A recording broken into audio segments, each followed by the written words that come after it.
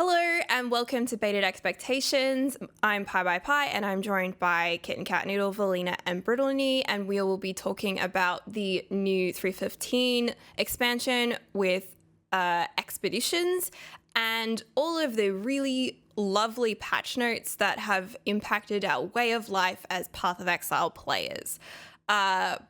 Before we get started, please remember to like, comment, subscribe, follow, any of those engagement verbs that are applied to the platform that you're using to consume this content.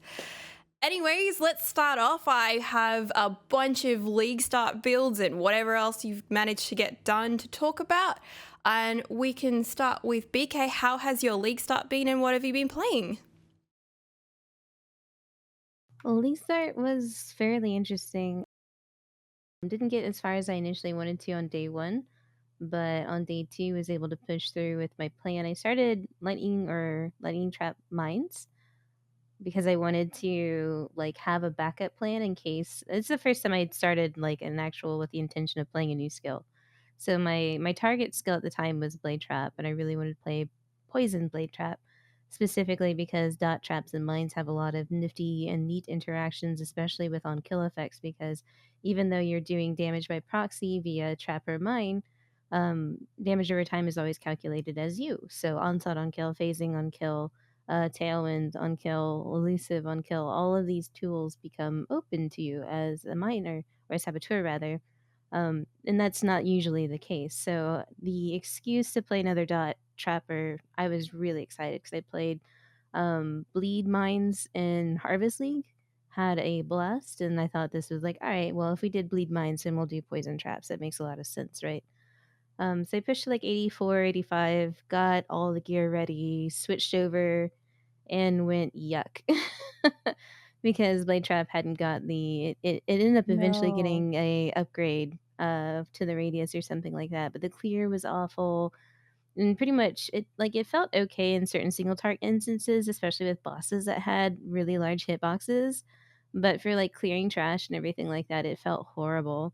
Which I'm so glad that the guide and stuff that I put out included the backup plan of all right, it's if it sucks, you can take lightning trap mines in this direction instead and still have a workable build that you can transition to full lightning traps later. And so I got to blade trap really awful, went back to lightning trap mines, and kind of was in this purgatory for a couple of days for reasons that we'll get into later when we discuss the actual league mechanic. But only a couple of days after I threw the towel in, they're like, oh yeah, we'll just go ahead and give it some radius buffs. And I was like, what? Because I'd already just spent my currency, you know, like I'd spent all the currency getting the poison stuff day one, which is always Mhm. expensive, and then blew what less left I had, getting my tree back into some sort of elemental-ish sort of looking thing so that I could actually kind of do damage and progress into yellows and reds. And yeah, it was kind of disheartening. But I ended up deciding to actually full lean into the meme that is lightning trap mines and actually put the full workable build together.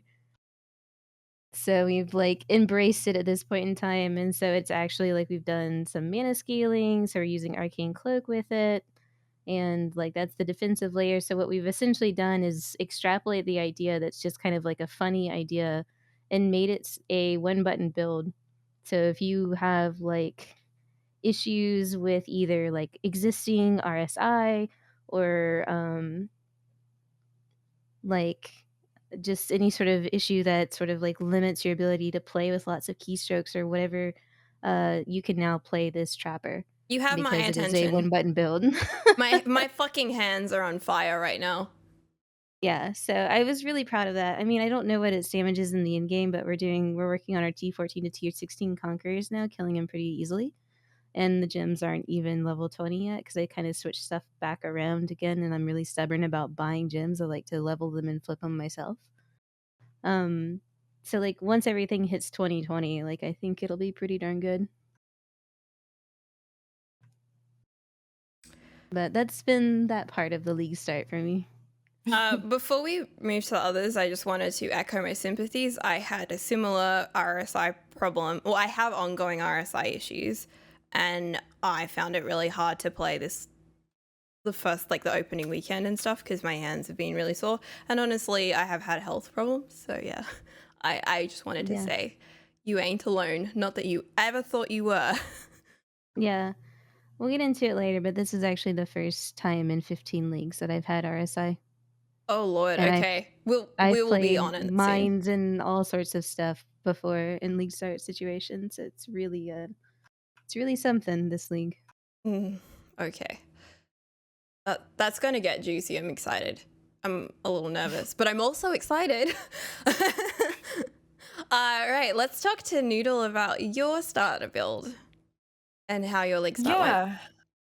So I was kind of looking at some of the new skills, and I don't know, there's a lot of them that I just couldn't really figure out what way was going to be the best way to do it. So I decided, hey, you know what sounds fun is totems that are jumping. So I decided to go Consecrated Path, Earthbreaker, Chieftain totems. But I have a problem playing totem builds because I like to feel like I'm involved with the action and I can't just let my totems do everything. I don't enjoy that. So I think I've sort of scuffed the build by not dedicating to either full just me doing Consecrated Path or like having them be there as well. So it was getting me through everything pretty well until about red maps, and then it definitely started petering off and I'm having to figure out if I'm gonna go like full strength stacking for my Brutus's lead sprinkler element, or if I'm going to try to craft some really good mace outside of that or what I'm going to do. But really, I'm looking for other builds, but I kind of can't do another build until I get all of the lore, and it's an actual metric fuck ton of stuff to get. And not only that, I've been getting logbooks. I've probably done, um, if I had to guess, somewhere around 25 logbooks at this point, maybe more than that. And I'm just trying to get all of the lore from it. So I've actually made like a cheat sheet in Excel for how you can try to get lore based on what Danik says, and then making sure that you're actually blowing up the area, and I'll kind of explain that process. But I'm a little bit stuck in that I can't really switch builds until I get all of that, because like the remaining two bosses that I haven't done, Olroth and Uhtred, are both, I think, above level 7, not item level, area level 75.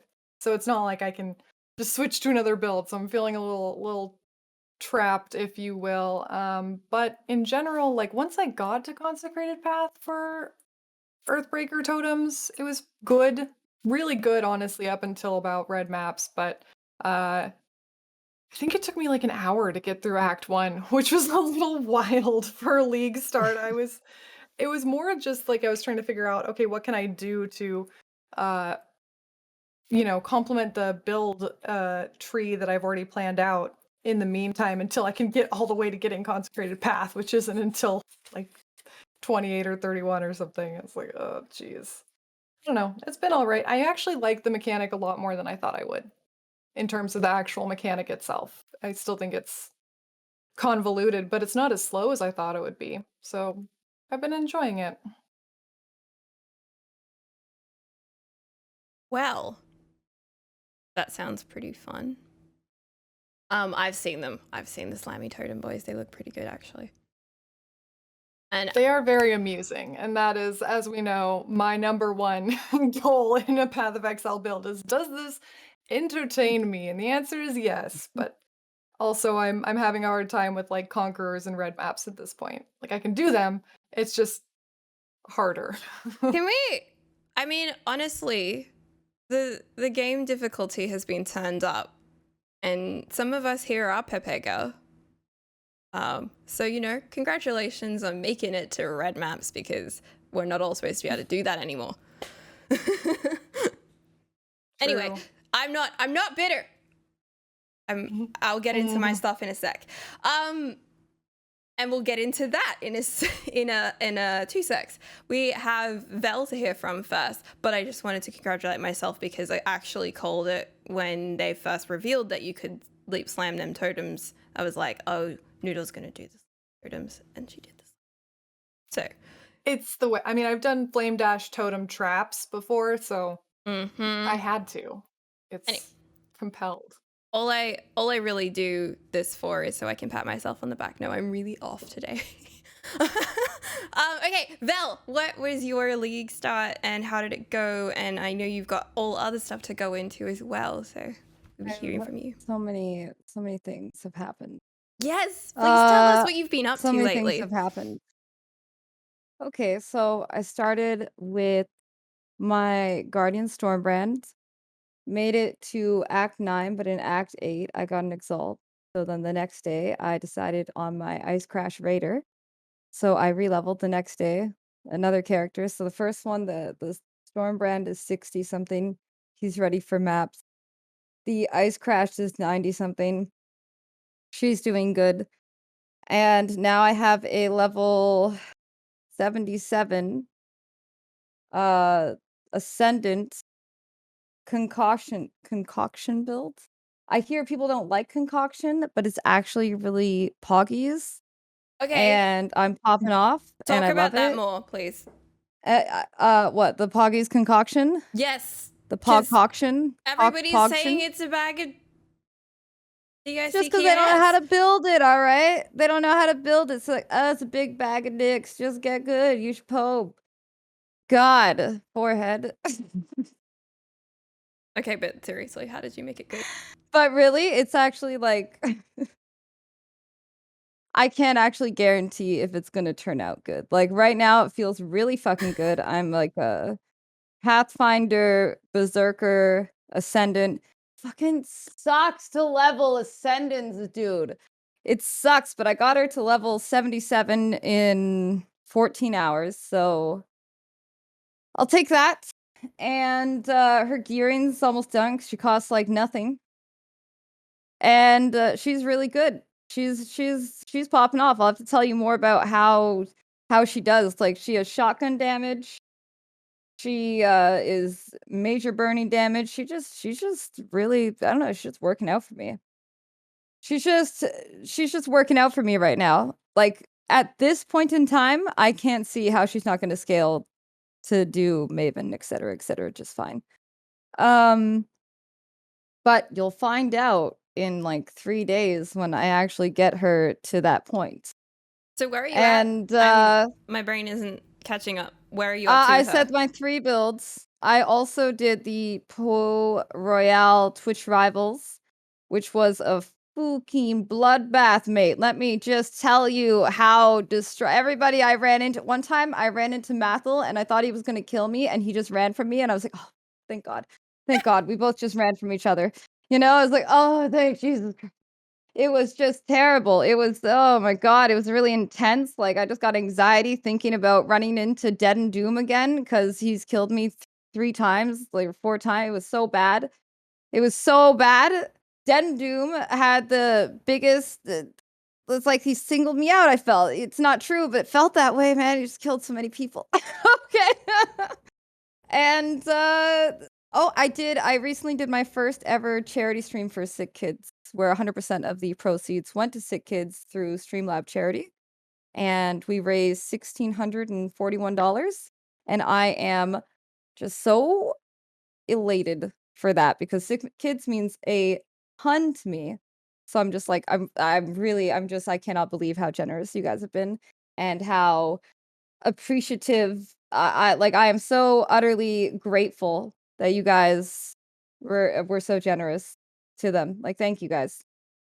It Okay, did you want to talk about why sick kids mean a lot to you, or you can leave it? Oh, well, it means a lot to me because not only is it a organization who helps the betterment of children's medicine and innovation to what they need, because let's face it, even though I don't like kids, they're our future, so like we should probably give them all the advancement and what they need. But even more so, my best friend in the whole world has very really, really bad type 1 diabetes. She's been in 5 diabetic comas, including when she was a child, and sick kids took her in every time. And up till like past when she was 18. Once you're a kid with sick kids, they just bring you back. So it's like it means a lot. it means a bunch. So not only is it good for the kids, but it also personally affected me as well. I'm gonna say this because I'm a little awkward, and that's going to be the theme for this episode. The thing with like sponsored streams or charity streams is that sometimes there can be like a weird overlap with them, and then people don't always know how much of that charity money is getting through to the organization. Yeah. So I'm always like, oh, I've never heard of that charity before, and then I always look it up because I'm a bit skeptical when I see Of course, naturally. them, and I hadn't heard of Sick Mhm. Kids, so thank you for explaining who they are to me, Mhm. because I had honestly not had a chance to look it up yet. And also congratulations. They're like one of the number one children's research and health centers of the world. And they're based in my city. And not only that, but specifically, Stream Labs charity gives 100%. They don't take a cut of it at all. Oh, So cool. there's no, you know how other places have a back end cut? Stream Labs good. doesn't take any of it. Yeah, because So it's totally, yeah. there's like, I'm pretty sure there's a business that goes around contacting streamers and like sponsoring them to run charity events. And I'm like, I don't begrudge you guys because this is a hard way to make a living. So do what you got to do to make money. But they also tend to operate a lot in North America. And yeah, those opportunities are not like afforded to a lot of Australian streamers. So like most of us, when we get started, like not in the PoE community, but I'm gonna say like in the Twitch ANZ community, when you get started trying to do charity streams, you generally just pick a cause, and if it's available on Tiltify, then you're all gee, let's go, basically. Although Tiltify, having said that, you have to like pay a bunch of money to set that up, and there's whole fucking nightmare. When we had the bushfires last year, people were trying to raise money for the organizations who were supporting that, and all of our state fire groups are all like well behind the times. Like they accept donations, but they just have like a page on their website where you just like of course, your credit card or something, like a GeoCities website. Yeah, like all those things. And they don't even have like GoFundMe pages or any of that stuff. And if you are running a charity stream for that, you can like get into a lot of legal issues, because if you're accepting the donations through your PayPal and then making a big donation, then it's actually, don't do that. I'll explain further in not part of Exile themed podcast. But 10 out of 10, if you're listening to this and you've ever thought about running a charity stream, do not ever accept the charity donations yourself. You will really mess up your what's the word? Legal life. Yes. Your life. And also PayPal. Don't mess your life up. PayPal will notice. Don't do that. Don't mess your life up. Okay. But I will say this. Great. That one charity, the one person that you're talking about, that one organization that I guess I'm not going to say their name because I don't know. I feel like I should, but I won't. But anyway, I've genuinely forgotten their name right now. It's like erased from my mind. Should I say it or should I just type it to you? Anyways, they went behind my agency's back to contact me through Discord to try to get me to sign up with them because my agency said no to them. And so they went behind their back, and I was like, I don't think you should be talking to me directly through Discord. I don't know who you are, and I get frankly incredibly uncomfortable when anybody comes to me with anything. Like I have these people for a reason. I don't like between me and the world. Interactions. I like to just be a hermit in my hovel, and they're like, "Would you like this?" And I'm like, "No." Like basically. I just had to lock everything down recently because I got sick of receiving like unsolicited Discord DMs. Yeah. And that was like people sponsoring, that was all kinds of things. Anyways, you've had a really exciting couple of weeks. It's been a wild couple of weeks, dude. I'm exhausted. I didn't realize how it feels like it's been such a long time since we talked, because we went so many episodes close together, or like we went 2 episodes close together. Anyway, it felt like a lot. It was a fun league launch. There's a lot that's been happening. There's been a lot that's been happening in the league launch of changes and so many things. Okay, well, we'll get into that in a second. I unfortunately have to impress upon you what I've been doing during league start, but that's okay because it's brief. Okay, so I did my usual routine of like try to get as far as I can before I'll eventually collapse from exhaustion, and that time point can vary. I started with a lightning trap build, lightning trap saboteur. I find lightning trap super comfy. I said I was going to do lightning trap in like the first 2 podcasts when we were talking about leagues, like this league and how it was. I was just like, okay, well, I just kind of want to be having an easy clear, and traps haven't changed. The build ended up switching before the end of campaign to arc traps instead, which I haven't played before. But the like tree's almost the same. The tree would have had Pierce on it before if I had have thought that one through and actually added Pierce in some kind of way. Don't level lightning trap without Pierce. Like under any circumstance, you need a source of Pierce, scaling, some kind of Pierce support, Pierce and tree, something like that. Okay? Don't be me. Don't mess up. Or do. I mean, like, you can make mistakes in this game. That's fine. Yeah, so right now I am stuck on like an infinite loop of dying at level 82.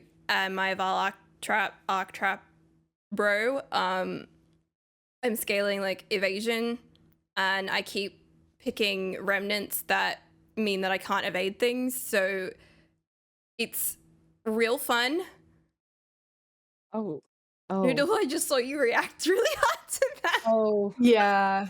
No, I think we've all probably hit one. I've done a couple. I actually did an entire logbook where I accidentally did immune to fire damage, and I was so mad.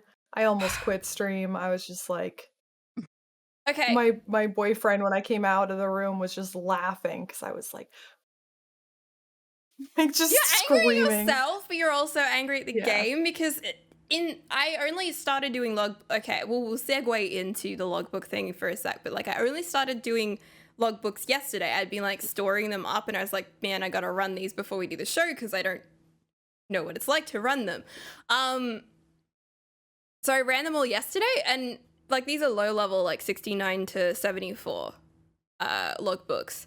But some of the areas are so like rigid with their layout that you can't path any other way. And then there's like a remnant in the middle of that doorway, and that remnant is the thing that you can't like afford to have. And I don't know, I was tired, 30 something hours without sleep. So I was like, oh, I could just try to like bunny hop over the top of it. But I don't know. I find the like distance between and the way that that's all calculated really.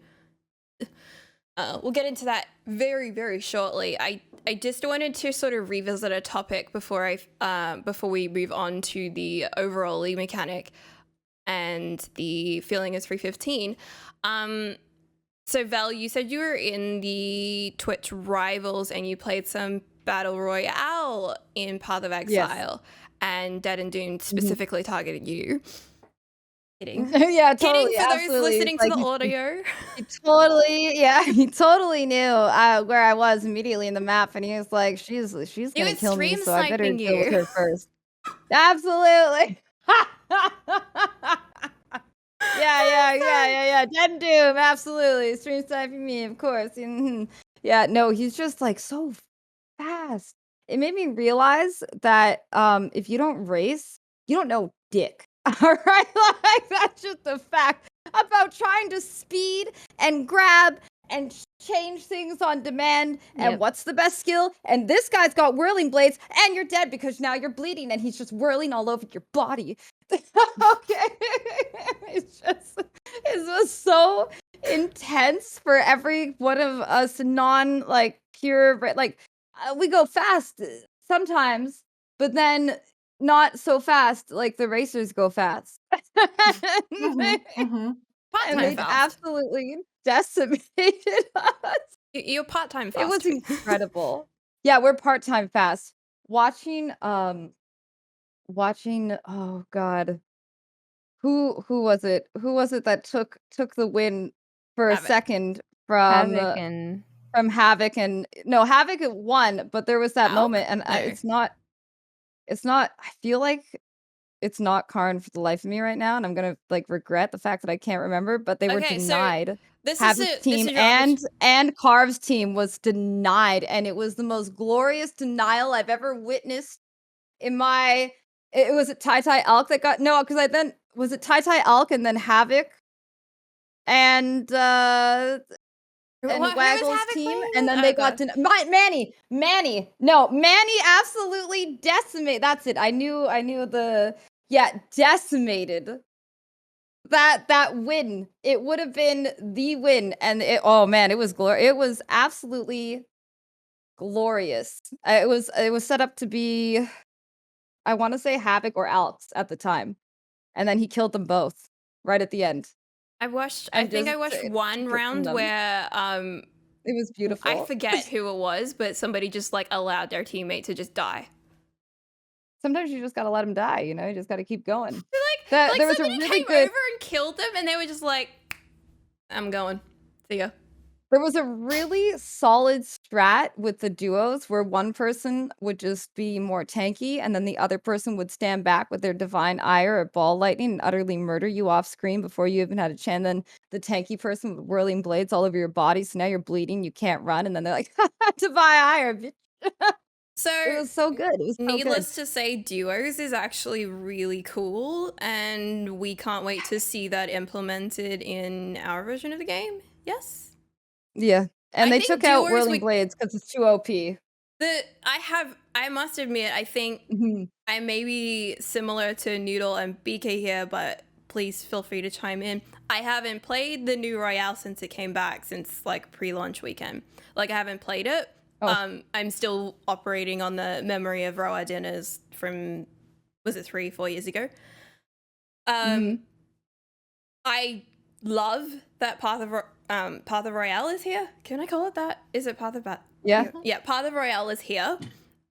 Because it's so cool to have like two totally unrelated game modes, but like seeing the elements of Path of Exile in this entirely new light, I guess. Like it's like reading something, you know, with a different lens in front of it or something. I don't know.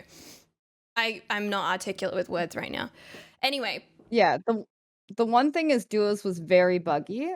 We had to reset many times because people would spawn a screen apart, and then you'd have this guy in the middle, just like some middle guy. And yeah, exactly. It's so dangerous. He probably felt equally worried, though, honestly. Seems about to be a sandwich. Yeah, exactly. Which part of the sandwich do you want to be? That's the question. It's hard to tell. I don't know why, but you guys said something about sandwiches, and there's like a GIF that I saw on Twitter of what's that really angry chef's name? The British one. All angry. Gordon Ramsay. Yes, him. Idiot sandwich. Yes, putting 2 pieces of bread on either side of a woman's head and then saying, "What are you?" And then she says, "I'm an idiot sandwich." Yes. Anyway. Do I have a grilled cheese to show you after this? Okay, we all laughed silently. Okay. Right, before we move on from this, I was gonna ask BK, as somebody who's organized a lot of competitive Path of Exile stuff in the past, and I don't know if you had too much involvement with the Rivals thing or any at all, or if you have any plans to do any Path of Royale stuff going forward, or, you know, hazy ideas about that. What do you think about this as a like alternative esports direction for PoE? I'm excited it exists in the implication that they have at least somebody there working on it, because they've like turned around and introduced duos to it. They've done a balance pass on it, and they're like fine-tuning things on a pretty respectable timeline for something that they're like, we'll just throw it up for a couple weekends and see if you like it. So while it's not necessarily the racing seasons that we were hoping for, the racing events like Descent Champions and otherwise that we're really hoping that come back, it's still a step in the direction to that, even if it's not that right now. And the fact that they're actually dedicating time and person energy to this is exciting in that regard. As far as the Twitch Rivals thing, I got contacted for it, and I was like, he's like, "Oh, do you want to be on a team?" And I'm like, "Look, listen, I don't do that. Yeah. But here's a list of all of our qualified racers. Oh I my like because god. they the guy had sent an email to me, but hadn't sent one Mhm. to Havoc, and I was Wait, like, what? What? yeah, For shame. like that night, I was like, "Yo, you got this Twitch rivals stuff?" And he was like, "No," and I'm like, "Well, I'll just be sure to pass this guy over to you." And so, Oh like, my I just sent them god. a whole like, I couldn't ever tell who was, like, actually at the reins of this. I mean, it seemed to have come together towards the end well at some point, whether it was GGG stepping in or Let one of me the other organizers or something, but, like, I was worried at first because when they contacted me and Havoc had no clue what was going on, I was like, "This is not good."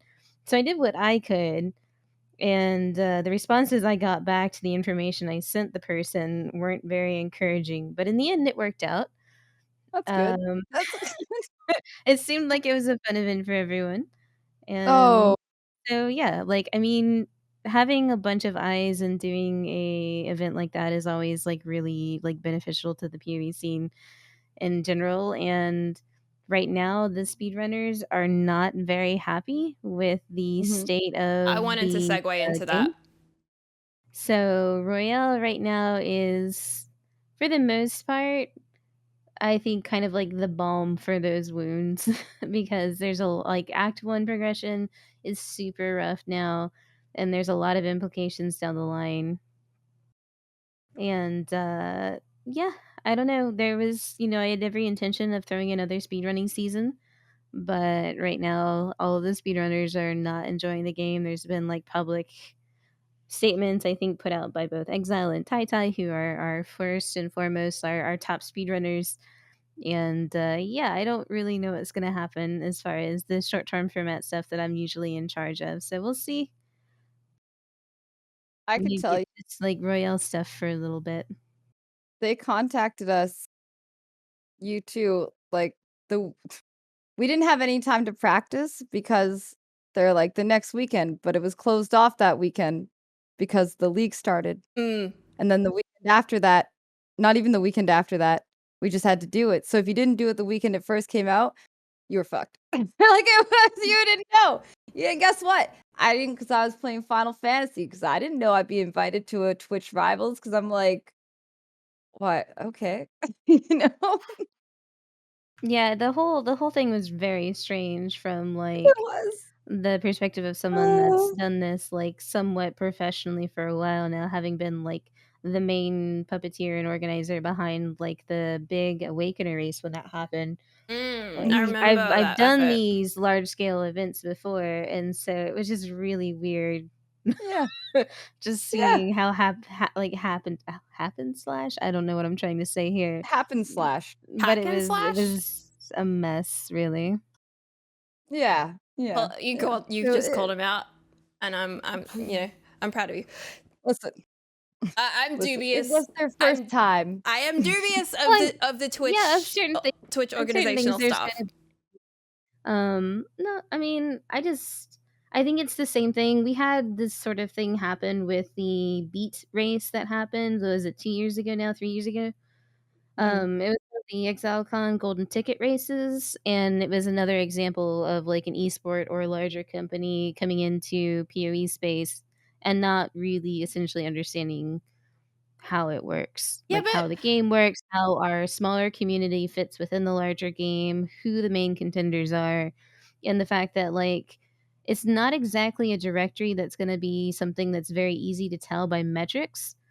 mhm. Um who to like cuz invite to if they're something? Yeah. pulling something like watch hours for example, I can understand why I would be invited in over Habit cuz I stream more consistently. I stream for the entire league. And so, by something like a metric that Twitch would care about, which is watch hours, yes, of course, I would get that invitation. But if they knew PoE, then they would know immediately that I don't get that invitation and Havoc does. So No, but you it's should like, be consulted You know for you know what they organizational did? purposes. They had the similar rules to what they do for FPSs, and Crip was like, "I'm not gonna shut off my stream to put on a 3-minute stream delay when I'm doing a subathon." we're all like, yeah, that makes total sense. And also, who the hell's gonna stream snipe Po Royale? Because like that would be difficult. I feel I feel that'd be all right. I'm just There's gonna enough watch happening what on they're screen, man. I can't look at there another was one. so it was too much happening on. So they had like they just copy pasted some plans and we were like all of us were like, time out. What's this about a delay?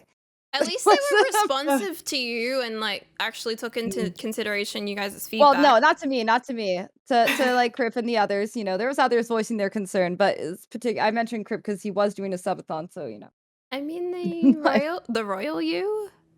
Is that a thing? The big you, thou. No. Actually it is you, not thou.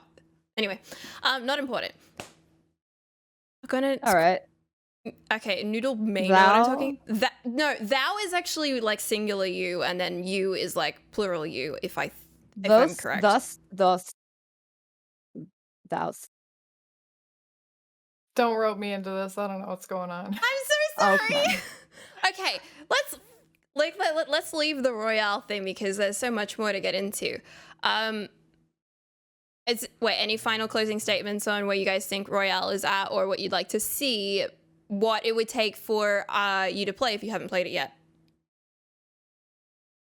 Noodle? All I What's up? hope is that like they don't take the current numbers and use that to justify if they should do it later in the league, because that's when I plan on playing. I plan on doing it when I've gathered all my lore. Like I can't take a full weekend or even like a day of the weekend to go play Royale right now, so I'm not counting in numbers, but I'm still interested in playing it, and I hope that they're not like just looking at numerics to say whether or not it's successful and worth keeping, because I think a lot of people are probably going to, play the league and then try Royale. Yeah. Once they're Mhm. done with what they want to do in the league. Like even if Yeah. they, even if they want to play Royale now, they might be in more of a situation like mine where it's like, okay, well, let me get everything done that I want to do there, and then I'll have this other thing. If I recall correctly, when they said that Royale was coming back, they said that they're planning on running it every weekend for the whole league. So they're gonna have really nice like sets of data for 12 sessions essentially. Yeah. Maybe targeting like when it would be good to like actually kick it on. Like if they're finding Yeah. that less people are engaging with the mode in the early leagues, but then like it picks up around like let's say week 6 or something like that, then they know, all right, well we don't need to waste time on this until this part of the league, and we put it on for 4 weeks. Almost Also, like how they used to give us the little mayhem stuff. Maybe this is what we get instead now. but they can I'm just adjust it so easily. Like people are Yeah. theory crafting it. I'm gonna call it theory crafting about how the it could become more interactive. And I saw a suggestion about introducing certain league elements and maybe doing a different league element each weekend so that it's like it feels like an event. So like for one weekend you could have a set of breach hands, and for another weekend you could have, I don't know, some kind of way that Abyss is in there or something like that. I'm not picking a thing. Anyways, point being, somebody had way better ideas than me. The breach hand's the one that I remember.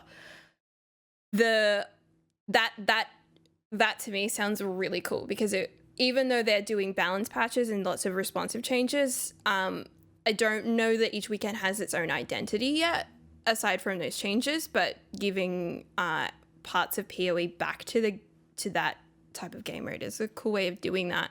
And I do also want to go back to one other thing before we move on. Havoc has been posting some really, really good stuff on Twitter about how he approaches learning, and he's posting really good content just about, how to play Royale well. So I wanted to say kudos to the dude because he's pivoting really well into something if he's not happy with the state of the overall normal version of Path of Exile, but he's really, really investing in that. So if you guys are not following him on socials, definitely check him out. He's also posting YouTube content. Anyway, let's move on to the meat and potatoes of this podcast. Expedition. Let's start with Expedition. We'll talk about Expedition and then we'll get into overall changes, although I believe that we'll be sprinkling overall changes in because I believe they affect everything. And honestly, I wanted to kick this one off with a very hot topic. If you were here before we actually recorded this, then you will know that spoiler alert, we're going to start with currency. And I'm going to say this right now. I think it kind of it's kind of an interesting one because Chris has already put out a statement 2 days into the league after there was a lot of backlash about there being 20 different types of currency. I think it's funny because everyone in the entire community is calling them splinters, but GGG went out of their way to call them currencies because you use them to interact with NPCs. They're like the technicality of the different terms is Well, one's a map and one's a currency. Splinters turn into a map. Currencies. All Zoffs is a map. They're all maps. you're Simulacrums are right. maps. I don't know if I've And ever one's a thought about it in currency. that way. That makes Yeah, sense. one's a map. Anyway, point being, are not splinters. BK, I think you had to you should be the first to talk on this topic. What do you think of Because I'm the most expeditions? salty about it. Also, you're the only one who wrote any bullet points on it in the topic list. Well, it's comes as no surprise that I'm absolutely not a fan of the vendors and currency system, and I found that their explanation and reasoning given for it was honestly unacceptable. Like the fact that they basically acknowledge, look, we understand that it's a whole lot of stuff. Like, A, how did that ever get past testing? We've done this before. Like this same thing happened in Metamorph League when we're like, dude, we just do not want to pick up this much shit. And I didn't find the argument that the fear of it becoming a gold system compelling enough to basically shit on the player base's health. Like for me, I don't give a fuck about your gold system or upholding any sort of standard if it's making us literally destroy our hands with the 40 to 60 extra clicks we're doing per little tiny interaction, not counting any sort of in and outs through the vendor windows itself if you're actually interacting them with the map. It's just, I just don't agree. I don't find it compelling. I don't agree with the sentiment. And I think like it's even almost cheeky and like they're like, "Oh, well we fixed flasks, so like you have all this free clicking you can use on currency now." And I just like Bitch, it that's not just how that feels works. like such, it just feels like such a step down for what should have come as a huge quality of life relief almost. And so I am just generally very unhappy with it. I don't know what sort of system I would suggest in its place. Honestly, I think the currency and the vendors in general should just like be left out, but we can leave that part for the mechanic discussion later. But specifically on currency, I don't know if it needed to be like a favor system like with the old masters, with each person having their own individual favor that you spend in their shop, and then maybe you can translate that with Danig so he doesn't lose his identity, or make it one common currency and adjust the prices accordingly. But I mean, it's putting so much pressure on my right hand between like one, you have to navigate an action RPG with your right hand. Yes, you can put your move button on your left hand, but your right hand still has to steer. It is the hand that interacts with everything that drops in the game or any sort of interactable in general. And like putting all of that on anybody's right hand is just too much. And this is on top of the fact that we have to use our skills more often because we're doing less damage. And we have to use other skills more often because we're taking a lot of damage. And so like not only are we playing more defensively or having taking longer to kill things, but now there's this system on top of it. And I just did not find the explanation satisfactory at all. I think it's honestly really selfish. Well, and for them to have acknowledged, they're like, "Oh, we're changing flasks because people's hands are hurting." And then to defend their choice with having these, I'm going to call them splinters because they show up in stacks, right? Like that's the big thing to me. They're They show up in currency, but such they a act large like number of splinters. quantity. Yeah, like Yes, you're not large getting number of one at a quantity. time. You're getting 10 to like 35. And so I have no idea why they couldn't just make it vacuum. They say, oh, it's because it's tradable. All right, how about you just have them all drop out of the chest immediately when everything blows up? Why do we have to click the chest to open it? And then when that happens, why am I opening a chest and getting 3 stacks of the same kind of currency? Why is that not at the very least showing up as 1 stack of currency? It did feel I feel like I would be a little less bothered if they didn't acknowledge that people's hands were hurting, but have this sort of cheeky, underhanded, oh yeah, we fixed flasks because we heard your hands were hurting. When, how long has it been? I mean, people complained about Metamorph, right? Because our hands were hurting. It's not like they don't know. They're not ignorant to this, but what is the justification?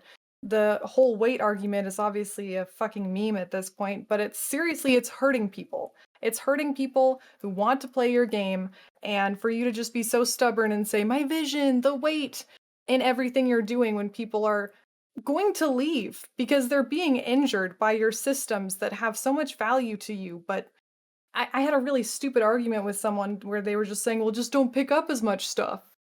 Like, what? So just Increase the strictness don't of your play the filter. game well?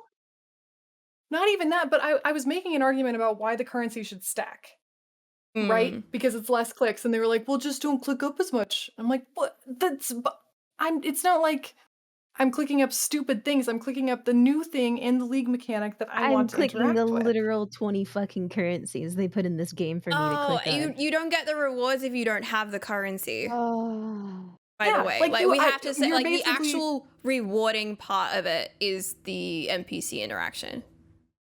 The other part can be very hit and miss. It's just You guys I are- don't get Wait, it. wait, wait. You guys Vel, are Vel, so Vel, hot Vel, on Vel, this. Vel. I'm so cold on this.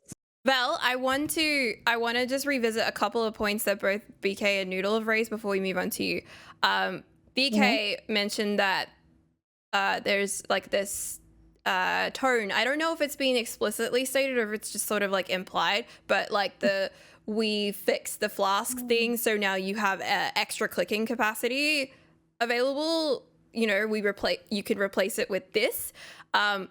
Is completely undermined by your follow-up point about the game is very dominated by one hand, and the flask thing was never on that hand really unless you were using an MMO mouse, and obviously that wasn't impacting that anyway. So the point is, even if you had more clicking capacity, it's not like you could pick it up with your QWERTY keyboard. Let me tell you, I have an MMO mouse. It still affects your hand. I've had this issue. I just gotta say that I remember saying that I had RSI issues, and I remember that it was told to me on this podcast that I could just do wrist exercises, and that wouldn't be a problem anymore. And I am so cold about this because personally, because nothing else drops, I think that I get less loot than Delirium, and therefore my hand doesn't hurt as much. So I'm completely different. I am so cold about this in the other way on this. Because, yeah, like, there's not that much that drops. I do think that they should auto-take my shit, at least for my bags. Just take it out of my bags. Don't make me click on the chest to then click the stuff into the chest. When I click on the person, just auto-grab that shit. If you want my clicks to feel meaningful, then let me click the garbage on the ground and then you take it from me. You know, like annoying thing about the NPCs is that they can actually that's it. move away from their little position, and you do see them kind of move around a little bit, and you're like, why can't you just pick the shit up? Well, yeah, they should. They want it, right? They want it, so there should just be a barter system where they just are like an honor system. Yeah, this many shards dropped. You can trade whatever for the equivalent. But instead, they're like, no. You pick those up and then give them to me, and then I'll feel like there's real value here or something. It's really odd. Like, they could have either had the NPCs pick it up, like, maybe then we only click the chest. You're right, the chests don't really give that much unless you're doing a logbook. Why don't the It's just- chests just blow up when you've selected a They chest should to just blow blow up? it. Because doesn't they're get like doors, but they're new dynamite. doors. They're doors for loot. Yeah, but like Stupid. those doors were really thick. So are these chests. Those chests are Okay, really that's why. flimsy. Come on, they're like this thick. They're like really made of titanium and They're made out you of a know Rayclastian metal. Noodle, you can give also us the history of meteorite. that metal, right? Yeah, they're made after meteorite, so they're really strong. They're basically made out of the moon. Okay.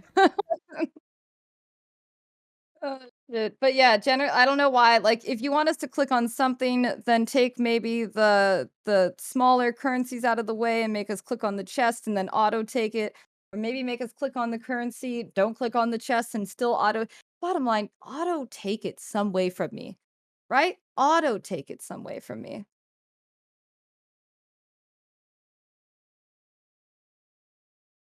Like just take it away from me without me clicking. Okay, so my 2 cents on this currency situation, having read the statement by Chris and also analyzed it for a heretofore unpublished essay, which Noodle has read and agreed with, I think. Anyway, so I can't understand how you can spend an entire page detailing an explanation of why your design choice is justified when you entirely neglect the main complaint. It is, I don't understand how a media release from a business that is so attuned to its audience that they know most of the concerns because they invest time in understanding what the player sentiment and feedback is. And yet someone at GGG read this document, actually multiple summons at GGG read this document and said, yep, that's good to go. And there is an extended explanation for why this is acceptable when it does not, in fact, address the concern of the community. It literally, oh my god, I'm twitching. I'm mad. it actually, oh my god. Oh no. No, my face. Anyway, the statement by Chris, if you hadn't read it, although I don't know how you couldn't have, specifies the concern for the inventory space that currency takes up, not the concern for the players clicking. Because I don't know, I feel like he just kind of accepted that if you were to play Path of Exile, your hand's dead. Like, goodbye to, arthritis is coming for you. Old age is going to be all of us with cybernetic hands. I see this future. Dude. Cybernetic hands. With Yep. fingers that come out of your fingers for faster typing, like Ghost in the Shell. Gross. Honestly, I've always wanted to go for the robot eyes first, but maybe I gotta get the hands now. I'm thinking we're all gonna need cybernetic right hands or left hands if you're left-handed. Anyways, their acknowledgement of so many justifications felt like the subtext was, we know the problem is that your hands hurt. We are not going to say that, and we're going to call out a bunch of other things that could be what you're like. Oh, yeah, I guess too much currency is bad because then you don't have enough inventory space. And it's like, that's not what the problem is, right? You know that. You've acknowledged that in different ways, but you're just refusing to acknowledge that here. It's just big frustrate.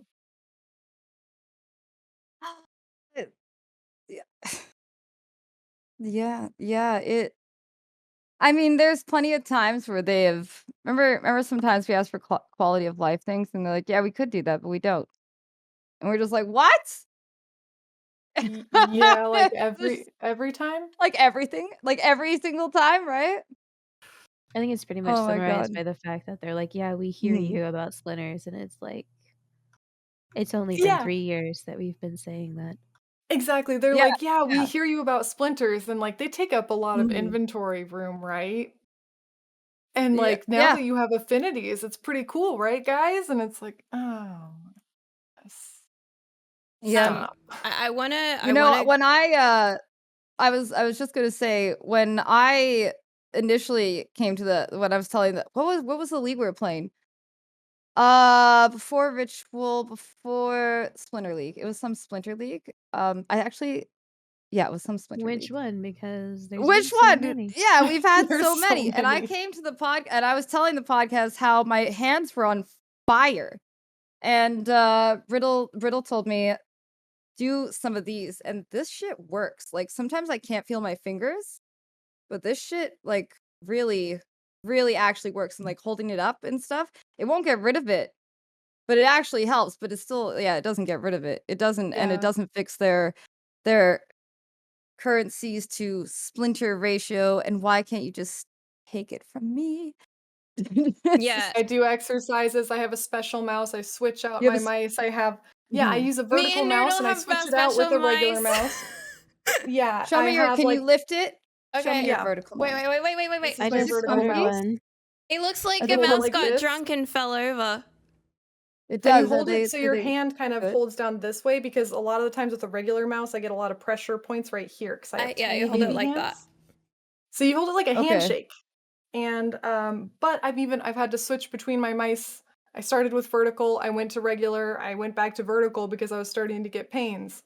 Like there's a lot of ways to help for sure, but I think the game itself, if you want to interact with the game the way that it's intended to be interacted with, your hand is going to hurt. I feel like it's gotten to a point, and personally, having had two RSIs from this game, it's already been at that point for me.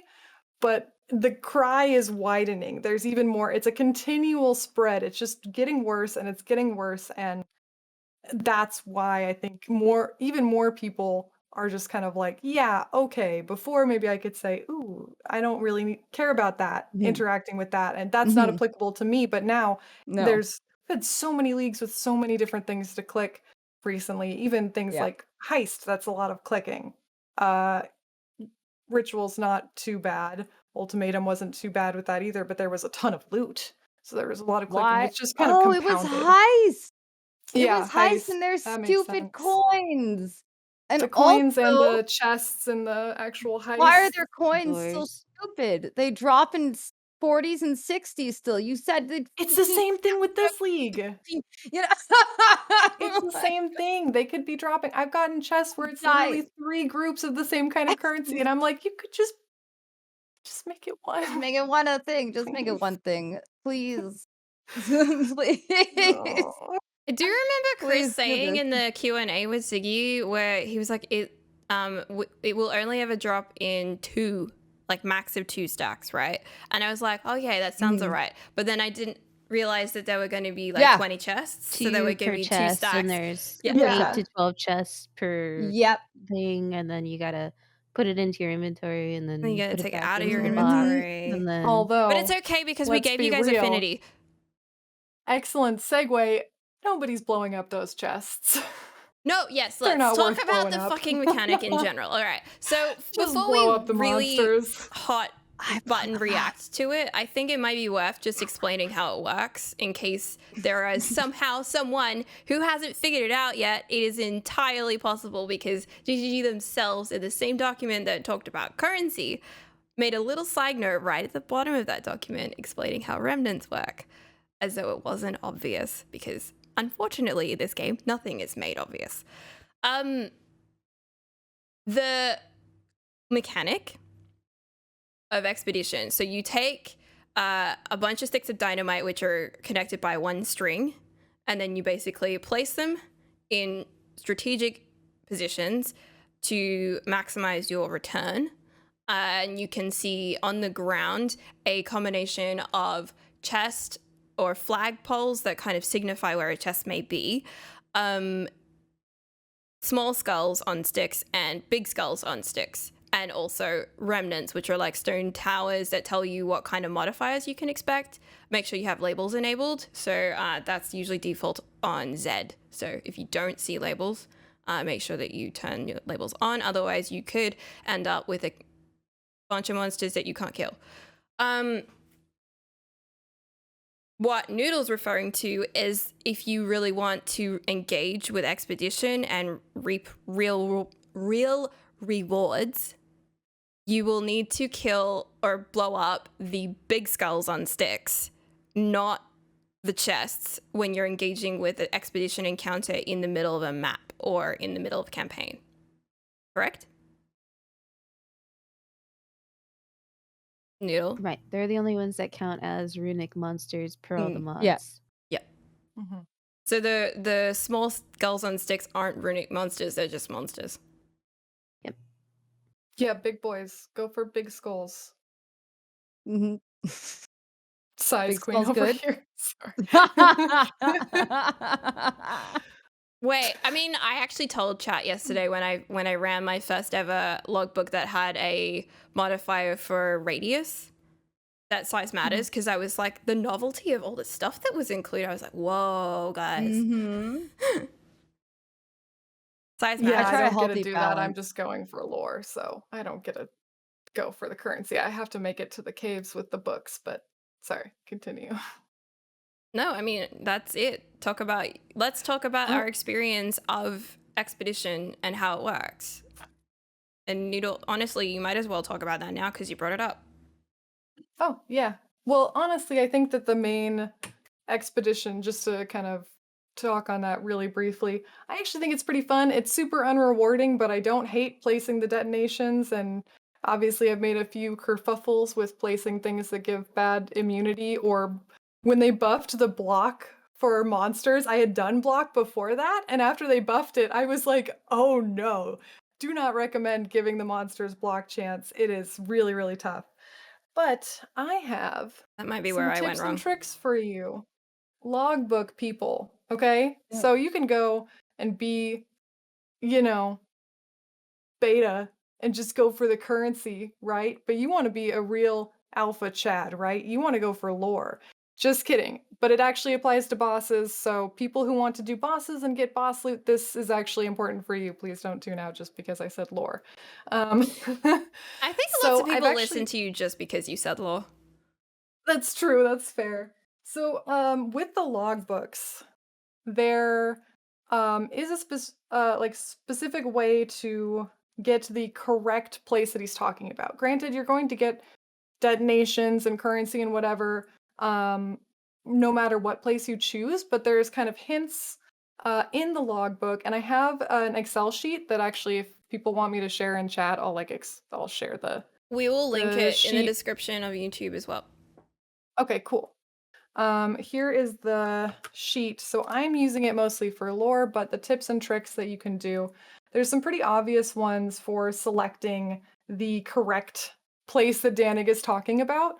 And that's if he says something like, oh, the Druid Remembrancers talked about terrain, and then you look and there's only one place that's Druid Remembrancers. That's going to be a pretty obvious choice, or that can narrow it down to 2 out of 3 or something like that. After that, there's some other kind of, if he says something about the Marraketh, right, it's probably in the desert. If he says something about the Karui, it's probably down on the archipelago. There's a few that are less obvious, but one thing is that the Druids always describe the terrain really, really well. There's a few things that say, this logbook has no notable landmarks. That's not going to be Druids, because they are super into nature and super into that. So then when you go into the area, you can potentially get a boss. Anybody who's done it, it's a big skull thing. You got to make sure you blow it up. But if you want to get lore, there's these weird, like, glowing caves. And that means if you see a glowing cave, you selected the right one. And they have it on POEDB of the map, minimap icons. But yeah, I've just been going in and blowing up a ton of them. But I have found 7 bosses, and granted, it's only been Medved and Verana. The boss fights, by the way, super good. Haven't done the other 2, but Medved and Verana are super fun fights. I ran They're those last really night. hard. Super well telegraphed, but like so different and interesting mechanics. Hate the conditionals. Conditionals for challenges are super stupid this league. But yeah, so if you're following this lore, you're going to find more bosses, because I only had one logbook that specifically said Medved is in this area. I fought Medved 4 times and Verana 3 times by doing this handy dandy reading method. So, you kind of have to lose out a little bit because you might have to path out of your way, which can be super difficult. And I haven't been going for any of the mods. I don't even know what the mods on the areas are. I'm just looking for the right lore answer. But yeah, I've gotten quite a bit of the lore and quite a few of the bosses doing that. Okay, so like, I'm curious, Noodle, did you find that information was really easy to discern from simply reading or listening to what Danik had to say whenever he was prompted to talk to you? Or did you have to, No. like, go and, like, investigate, or somebody else figured it out and mentioned it or something like that? No, nobody else figured it out. However, I would kind of talk with chat sometimes if I wasn't sure about a couple. For example, there's one in particular that still bothers me, is that Danig will mention something that I'm really interested in, this Eternal Empire. Sarn Slums is not a correct answer for that, and I don't understand why. Because obviously Sarn is like the capital of the Eternal Empire, but if it's something like he mentions the Druids or the Black Scythe Mercenaries or one of the bosses, it's pretty easy to pick where you're gonna go, but it did take a lot of trial and error to figure out what the different factions, so there's the Knights of the Sun, there's the Order of the Chalice, Druids of the Broken Circle, and the Black Scythe Mercenaries, like what the language in the logbooks kind of focuses on, like realizing that the Druids always go with a good description of terrain. So if it's talking about there's no notable landmarks here, it's not going to be that. That took a lot of trial and error. Okay, And there are some that are not obvious. Let me try and explain back to you, because I've just learned a bunch of stuff, and I'm going to rephrase it to prove that I learned this stuff. Yeah. When you take Ready. a logbook and you give it to Danig in your hideout or wherever he is, and you put it in the thing and say, like, show me the map. And then Danig is, like, in the left, and he has, like, a big little speech for you. That's the part you're referring to, where he gives you a description of where you're going to find the lore and the loot. So is that, like, him saying, say you had, like, a choice of 3 different locations that you could go to? He's basically saying which one you should go to. Yeah. There are some that are more specific. Like, for example, there's one that says, like, this is disturbing, but logbooks written by Druid Remembrancers describe natural terrain by what it was. I've gotten that one 7 times, whereas most of the other ones I've only gotten 1 to 3 times. So that one is a little bit more up in the air for what they're talking about. Some are pretty specific. There's a few that is kind of can be a lot of different places, but yeah, it's a hint for getting the correct place, which will give you an increased chance to get lore and bosses. Cool, because I, like, happenstance ran on, I think I just ended up getting lucky. I wasn't even, like, reading it, and you can't discern that information from looking at the item and reading the item itself. It's more just, like, oh, how many explosives do you have or something like that, which is like, okay, how it just kind of, I guess the point is that you can engage with it and be like, how can I maximize my return in terms of, what kind of stuff's going to be available to me, how much of it can I access, etc. Or how much can I engage with, like, interesting gameplay, with the opportunity of getting these boss fights. So what you're telling me is that I need more patience, because I usually can't sit through that scrolling dialogue. It's just a little bit too slow for me. You can just look at my Excel sheet. It tells you what the dialogue says and which ones I've picked and if they were successful. But And I chat has never a good listen to question. it. That's my problem. Like, Danik goes You up don't and have to says listen, something. it'll say. Yeah, I have to look at that left part, which I see scrolling text in Path of Exile. My brain is, like, not reading it. It'll take just a couple seconds. You just gotta look for a few keywords. But so in terms of repeating, I found that if you go to the same place twice, you'll get lore again. But the 3rd time I didn't get lore from going to a place that was the correct selection, so I'm not completely sure how that works, but that Okay, was what I discovered. Stay tuned for updates on that one then. Mhm. I feel like we talked a lot, so I want to throw it over to Vel, because she's sort of been nodding and sort of going, I don't care about lore. I'm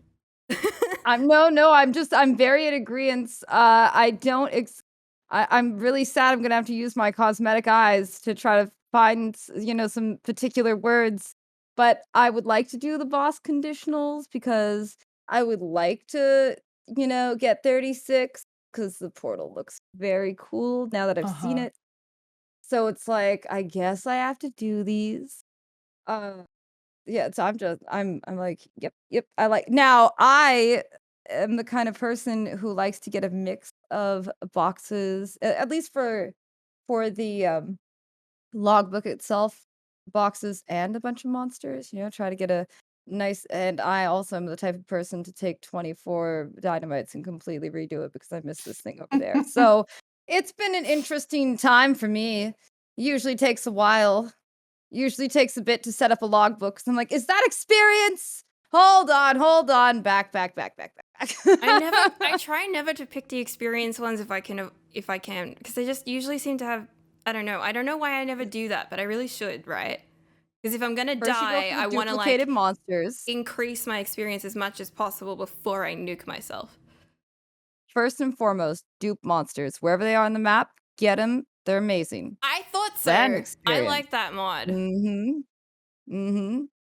Then the experience, and then whatever else you want. I personally really like essences because I always like more ways to get essences and sell them. Because apparently I just hoard those if I do, hoard them for days. But Yeah. I don't really listen to what the NPCs say. I'm gonna wait for Noodle's video for that. I I'm know, just gonna wait. nobody does. It's gonna be a I while. know It's gonna be you're gonna super tell. I know long. you're gonna have to make different parters because they tell us like 7 books or so. Like give us so much information on each Bruh. place. It's so It's Have a insane. you lot. tuned in to Noodle, like, her stream at all? I think I saw you in there, Rel. Yeah, I was in there Like, one time. when she clicks on Rog, Yeah. there is an essay just to read his Yeah. little mini Now essays. let me tell you about when I was a wee little boy, and then I grew up to be a man, and then I got into trading. I'm only missing 4 at this point, unless there's some more after I get those last 4 books. I'm ready. It's just then I have to read all of them. I sit there and I record them, Yeah. but it's just There's so much information, and Yeah. then you gotta figure out where it goes in the story, because they ain't giving you the proper time. They're not gonna make Oh, it that no. easy. No. Exactly. It's not in order. That Of would course be it's 9 pages of words, but it's not in order. That would be too easy. Gwennon's probably from the future, and we're gonna find out that she's from, like, some after Katava after. Like, Oh Katava my 2, god. Electric Boogaloo, and then Gwennon. Spoilers. Yeah, we don't know. We don't know. Who knows? They just added so much for you. You're like, you go to the ultimatum, you're like, "Where's the lore?" Like, "Oh, we got your lore right here, Noodle. Got Yeah, your lore." yeah. This is what I get for being like, "There was no lore in Ultimatum," and they're like, Yeah. "Oh, yeah? Mm, I'll You give wanna you lore. read? Is that what you yeah. Okay." It's really compelling. Like, I personally I love the vendors, I love the logbooks, and I don't necessarily mind stopping and redoing my explosions and stuff because my completionist brain likes to try to get max rewards, and that feels good. Mhm. I Even if feel it like takes I me need 20 to minutes. do logbooks with more rest so that my brain isn't like, I'll just click it there and then regret it and Oh, die and burn all my portals. I only bricked 1. I did, in fun fact, fact. complete every other one.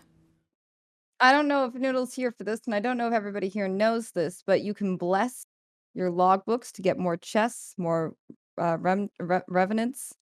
Mm-hmm. You can bless them. They have rolls. So you can get, like, it's 10 to 40. So if they start shit, just bless it. But you can't Bless change that the bitch. mod that's actually on them, right? No, you can just bless their numbers up. Yep. Yeah. And that's pretty nice. That's been really, really great. Bless them, juice them, and then roll them, and then hit immune to cold and brick your entire existence. Please don't hit her into Oh, call. Okay, so I think we'll continue chatting about this, yeah. but I really want to hear from BK. I know we're sort of indirectly talking about the mechanic overall and the logbooks. Feel free to pick your favorite starting point and spiel. I actually really like the League mechanic of dropping the different charges to unlock like different randomized sort of rewards in other ways. Like I like that each one is a mini puzzle that doesn't take like too much time to be like, okay, these are the things that I want to prioritize and string the stuff through. But the vendor system on the other side of it just feels so disjointed. And it's like Really? such a like for me, I don't know, it's I guess I'm just really simple and like I want to kill many monster and like get my loot. I don't want to have to then get an occurrence like the extra step of getting the currency to then exchange for the loot is where I sort of start to lose interest.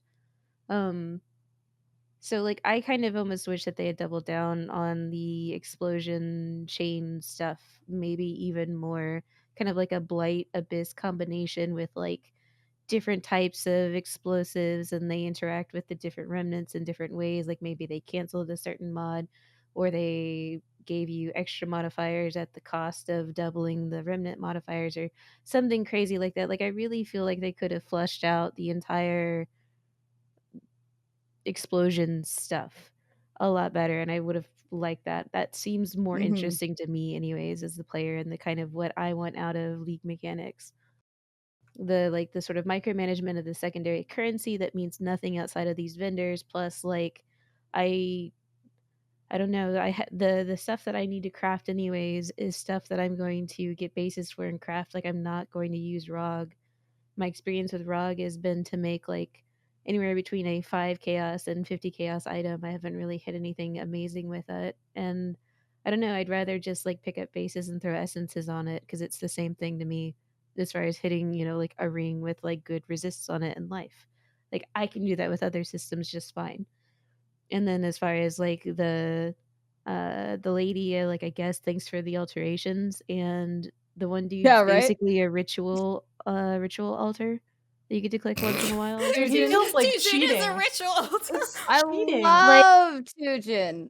You Tujin's get my I so mean, much homie. yes, currency, he's it's literally stupid. the only one that feels good because it's what we're used to. It just takes an Mhm. extra step to get there. I love the haggle just because 'cause I'm So like, I argue with the NPC though because I'm a weirdo that talks to my own game. I'm like, "Wait, come on, Tujin, you bitch."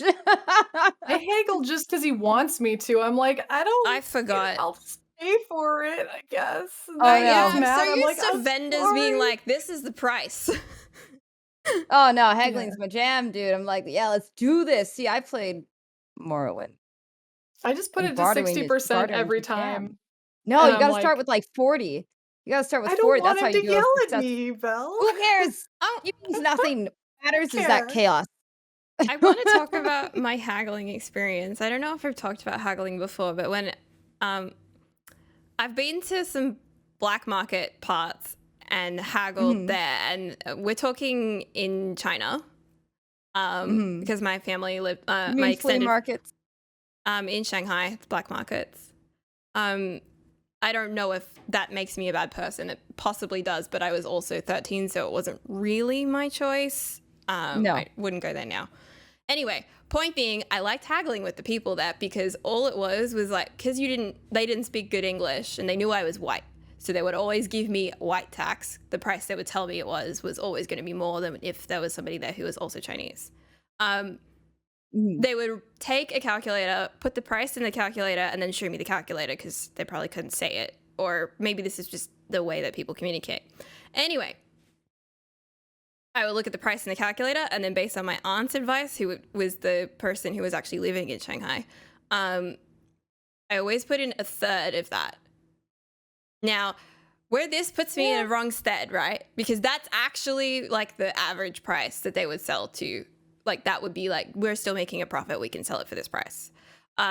Mhm, When I did that to Tujin, a third is too mhm. low for Tujin. It's too low. You Yeah, can't and ask I for a didn't third. realize that, like, I didn't understand it the first time I tried to haggle with him because he was like, no, and then took it away from me because he was mad. Yeah, that's very rude. It's very rude to offer 1/3. It highly depends on who you're haggling with.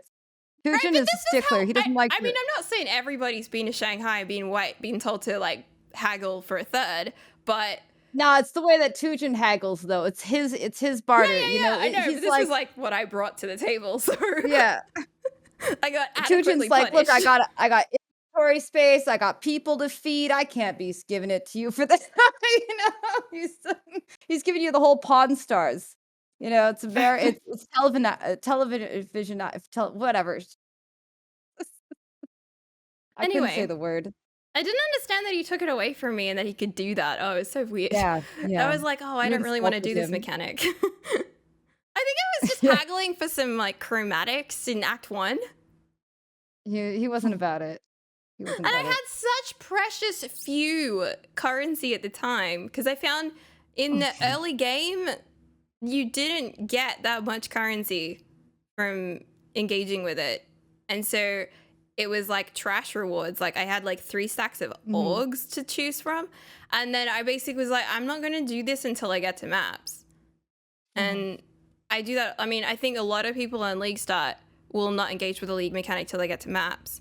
But I've been told that if I re-level a new character, it is actually quite rewarding to do now throughout the campaign. But I think it might have been buffed. Wait, for what's her face? Gwen? She's still a bitch. Trust me, I just re-leveled yesterday. No Oh, tabulas for me. he stole my coins too. I gotta clarify that he stole the thing that I was haggling with, and he stole the price. Like he took both. Wait, what? Yeah, he can take your Yeah. money if you bid too low. It's an Okay, that's auction, kind of what kind of fucking store you go to, and they're just like, and no, I'm taking the off table. Give me your fucking money. Like, no, like that's actually cold-blooded, dude. That's some cold-blooded shit right there. Yeah. I mean, I think I declared that inadequate price 3 times, and he was like, fuck you, I'm taking your money and I'm taking the thing that you wanted. Done talking to you. Give me your shit. God damn, man. And Tucson that is further cold-blooded. I didn't devalues realize. them currencies. Hey, like I can't even hang on to it. I can't even Nah, you stop just- him from stealing it from my locker. You dishonored him with that 1/3 of the price. Yes, okay, I understand that. Anyway, so I'm hoping that there is or will be, or perhaps I need to create a like unequivocal and haggling guide, because some people are dumb like me and don't know how to haggle. I was really worried about haggling as a metric, like, or as a system, because I was like, how much AI can you give the dude, like, to be able to engage with you? And you say that you played Morrowind Vel, so I don't have that previous experience of haggling with a computer, but my skeptical brain was like, lol, he's probably only got like a range that he'll accept, and then it's like a dice roll on where on that range he'll accept depending on what the item is. And so every interaction with him, he's probably got like, okay, I'll accept from here, which is the top end, to X, which is on your scale, right? And then, yeah, I don't know. I suspect that when you get things for you give him an easier time on the haggle. I suspect that sometimes he gives you an easier time on the deal or on the price. And that's very similar to other, like Oblivion has the same thing. Basically, you just have to like make the NPC like you enough, garner enough favor to get the barter, right? Yeah. So I didn't even think about like a system of like, because you keep haggling with the same person, they get to know you, so they're taking into consideration previous trades with you. I don't know necessarily if that actually happens, but I feel like that's, I don't know, it kind of feels like that's what happens. I can't confirm it though. I can't confirm it. But I like Tujin, I like Rog, and Gwenin. She can suck it. She never give me nothing good, not one time, never know how. I have so much Gwyn currency right now. I really just need to sit there talking to them, but I haven't bothered doing it yet. And by haven't bothered, I mean, I only just acquired this currency in the last little while, so I need to like set aside a time. But I really wanted to run logbooks before this, which meant that I didn't have time to do that because, bro, I got a lot of currency. Not a lot of rerolls though, so let's talk about that. Yep. I'm still kind of thirsting for them personally. I'm getting heaps of Gwyn, but I'm having trouble with rerolls from everyone else personally.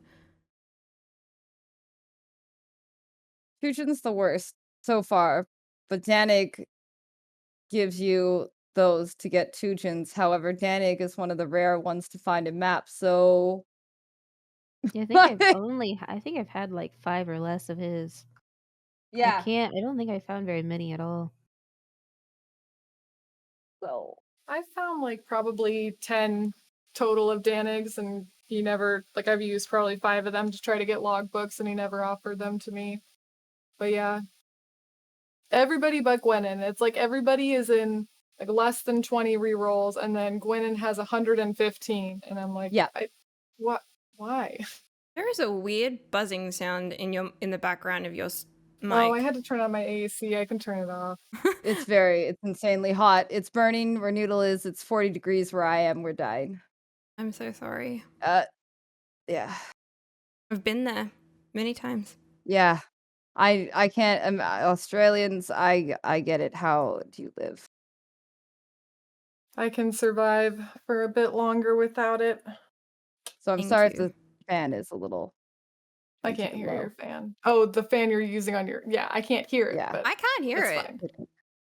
Good. When I use mine, I can hear it on my mic. Anyway, not important. Yeah. Okay. I don't really know what I think of this mechanic.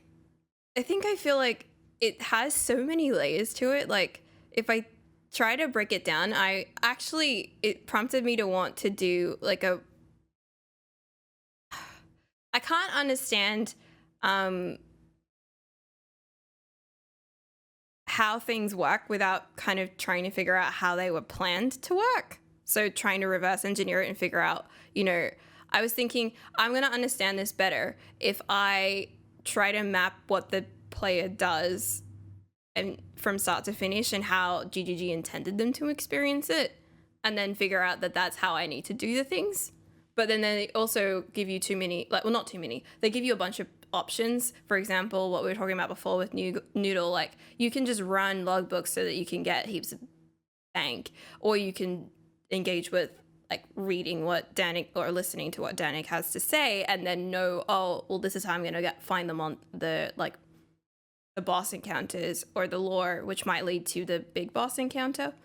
I'm assuming that those two, like the green lore things, will lead to you being able to interact with that unnamed boss that I can't see yet. Like, he has a cool graphic, but we don't know what he's called because in the press kit he's just called boss. I don't know yet. It's my ontological leap from the heist system and the way the law worked with heist, because you had to engage with those green contracts in order to get to certain lore moments, right? And then boss encounters, right? Yeah, I mean, that was the way in Heist. I'm not completely sure for this league. Yeah, so honestly, I'm kind of impressed now. Like, I think Expedition in general is a really large range of choices and not in the same way that other leagues have been. I know that when Chris did the GGC speech where he explained like how to appeal to what he saw as like the 4 different player archetypes, like some people just want to like spam and make lots of money. There's people who are interested in following a linear path, that kind of stuff. That this league mechanic is such an interesting set of solutions to try and appeal to those different people, like the way that gambling or haggling, engaging with those NPCs, it's much more engaging than, for example, when we were given 13, was it 13 in Heist, 13 new NPCs. Mm-hmm.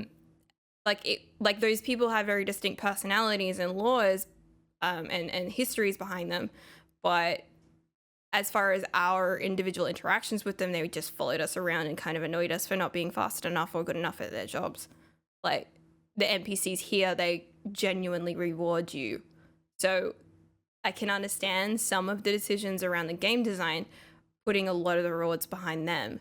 But at the same time, if you don't want to do that, then you're going to be punished. And it's also kind of punishing that you can't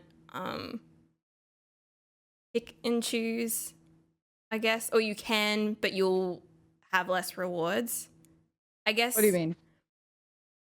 I'm really stuck on this point. You know what? I don't think I know what I mean yet. I have to play it more. Okay. So stay tuned Okay. for more baited expectations, and hopefully I'll have Baked figured it out. expectations. We bacon. Bacon Oh expectations. man. Yes. Oh dude, bacon. Don't even right now. I don't But even. you can pick and like at least for logbooks, I know when I'm low on Tujin, okay, I gotta go run the Black Scythe logbook and then pick up as many Tujin coins as I can, or I gotta go run the Druid one. I'm kidding, I never run the Druid one, that was garbage. But I also run the the Sun one or the Rog one, and that's based Gwynn, she exists. But that's essentially it. Like those, I like those, and whenever I'm out of one, I go run the other and try to build up. And sometimes I gamba too much, and then I run out of the main money for Tujin. So he always wants those little black grand scythe. I don't know what they're called. So then I purposely am like, shit, I better go do a logbook so I can find him so I can keep my gambas going. Essentially. Essentially, or the crafting has been good for me to make money, and I I end up making myself this belt at level 50 that no cap, I have not taken off. Like at level 90, I'm like, this is a good belt, dude. Level 50 belt at level. I mean, it's got good resist, it's got a lot of life. Like, I don't see anything wrong with this belt. It's perfectly capable. I only recently replaced it for 10C. That was a surprise, but it was good for so long. So long. So I don't know. So far, I actually enjoy the way the mechanic works, minus the people themselves not picking up their own currency. I'll click the chest, pick up your own currency, and then let me get more gambas with I mean, the Trojan one's pretty OP even for SSF, so maybe more raw. Maybe some Yeah. more Robert. I do want to say I haven't really spent time talking to them, but I have heaps of money saved up to do so. And like, my God, I'm rolling in it with Gwynn, and I am kind of solo self-found at this point. Like, it's me and one other dude in a private league. So I've just been giving him my currency, and he's been giving me gear that he's just found on the ground or just got from interactions with them. And I'm like, I have thousands of coins at this point. Like, I am ready to spend in the shop. You're ready to go? I basically have saved up for a shopping spree, like, as though I was like some kid getting allowance or something for doing this chore of blowing up all my expeditions, and I have to like go do the shopping spree now. And I'm really excited to try and roll Gwynn and see what kind of stuff I can get from her.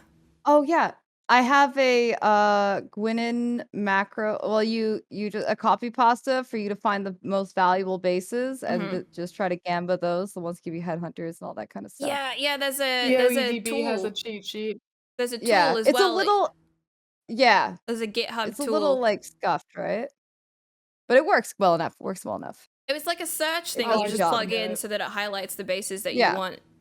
I just haven't figured out how to program it. Show Call of the Brotherhood yet, or like certain things like that. But I mean, those are very niche things that it doesn't show, so it's fine. I'm just looking at a list of stuff on PoEDB, the cheat sheet.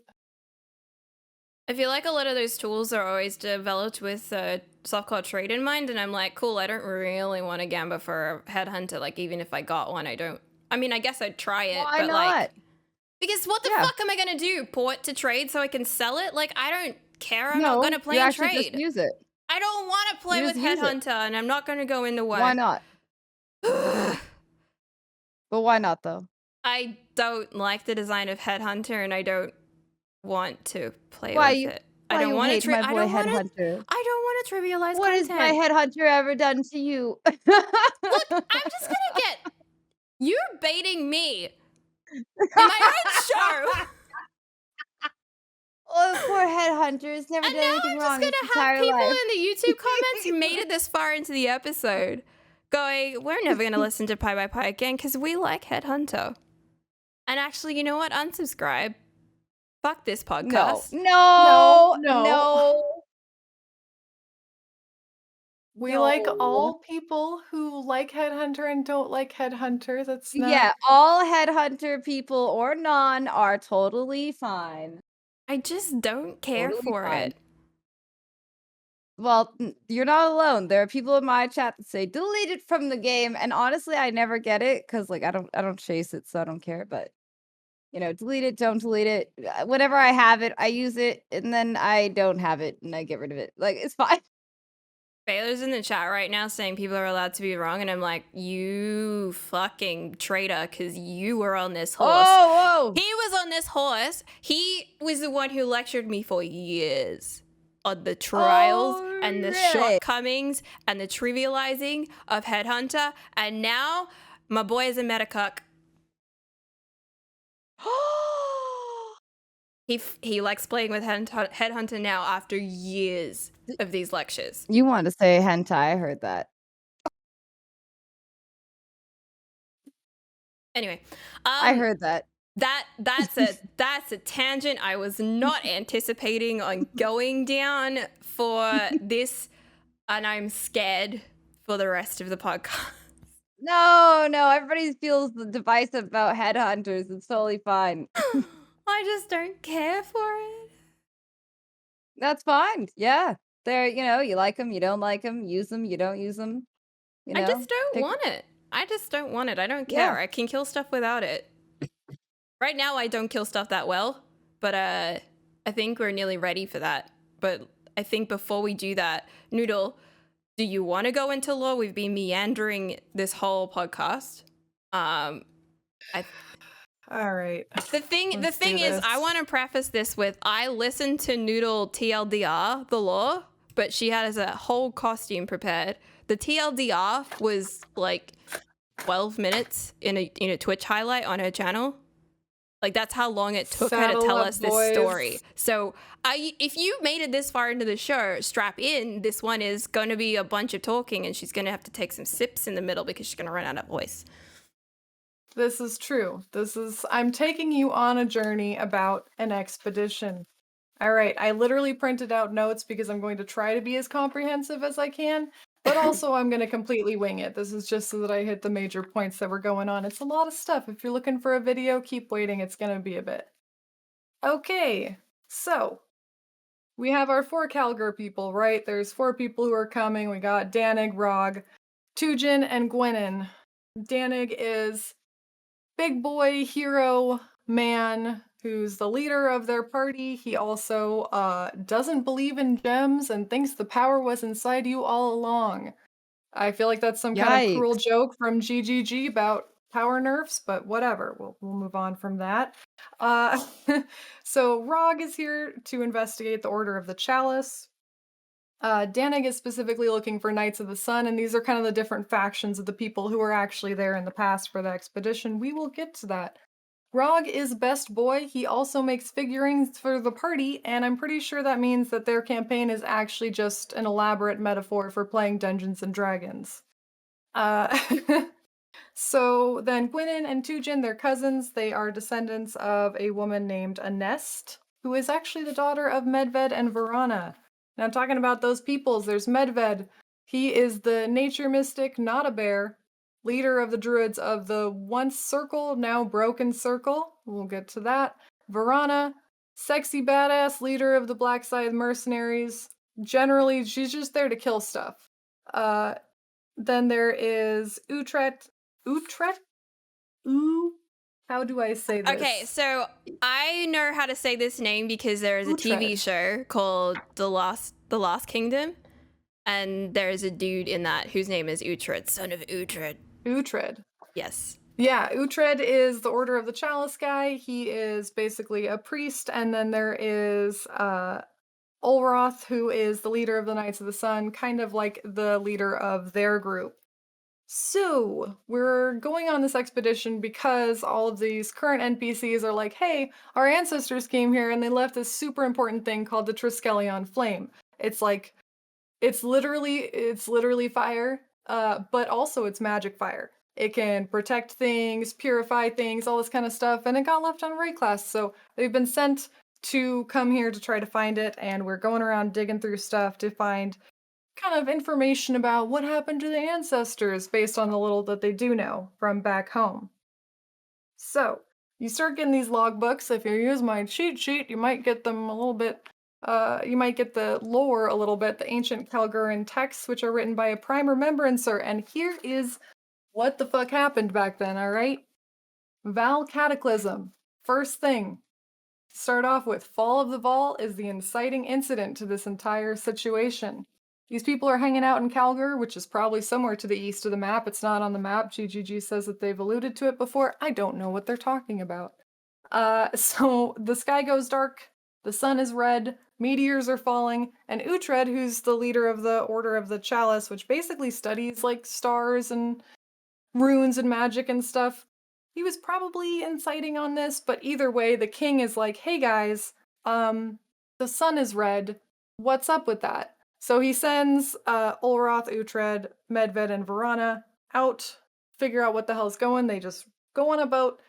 They're chasing this red sun. That's not On a a boat? euphemism. On a boat, yeah, they go on a boat. It's a long journey. They're purifying all of their fish and water with the flame because it's magic and special. And so they arrive on Rayclass, and immediately they're getting their asses handed to them by some monsters. And they're like, what's going on here? They're using the flame to kind of keep as a ward to keep everything off. But after a little bit, they end up finding some of the fallen Vol cities.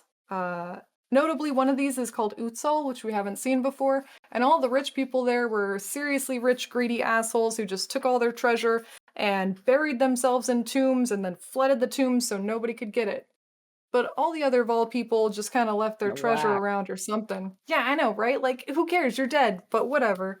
So the other Vol cities had a lot of treasure. They're looting stuff, but they're realizing, hey, there's a bunch of undead people and they have gems in them. So Uhtred, the priest guy, is like, yeah, gems are forbidden. Those are bad. Clearly something is wrong with those gems, guys. We can't touch those. So they're developing cities, they're looting around, finding out, more places of the Vol. They actually interact with the Asmiri and the Karui at this time. And more specifically, when they meet the Asmiri, some of the fallen Vol, like the surviving Vol people are there. And the Kalgar are like, we don't speak the same language. They try to interact with them and ask them about the gems by drawing one in the ground. One of the fallen Vol people is like, fuck no. Don't ever come here again. You never talk to me or my son ever again. And they leave, right? Because one of the big things is that the Vol didn't want the Asmiri to know about the gems. So a little bit of a retcon there in terms of actual lore.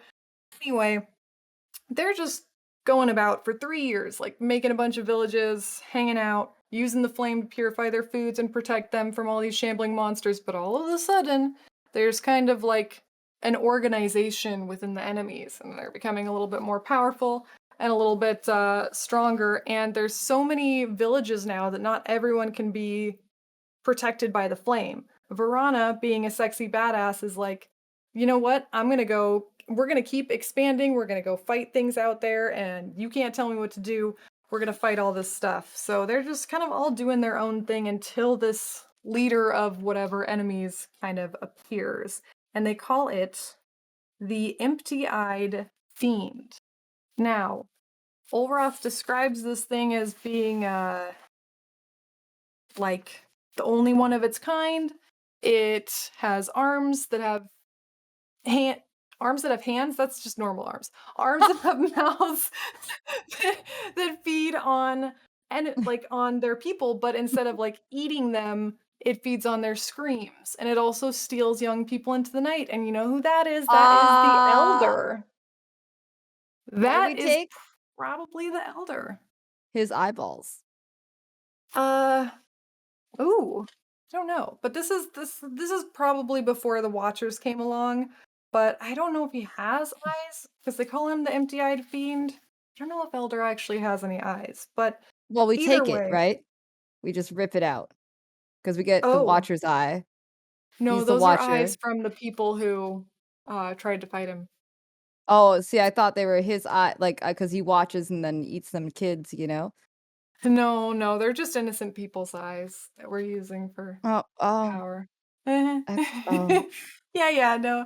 Those That's are really just someone nice, you else's know? eyes. Hey, those are Bob's eyes! Yeah. Precision, Oh, vitality. that's Thanks, Bob! great. Died to protect your children. Thanks, Bob. Um, okay, so yeah, they're basically all trying to figure out what to do with this new elder that's kind of organizing forces against them. And Dang. before this, Medved and his druids had they have nature stuff that they say, like, oh, we can see into the future by looking into the past. But one night, Olroth is like, I am tired of the elder's shit. I'm done with this.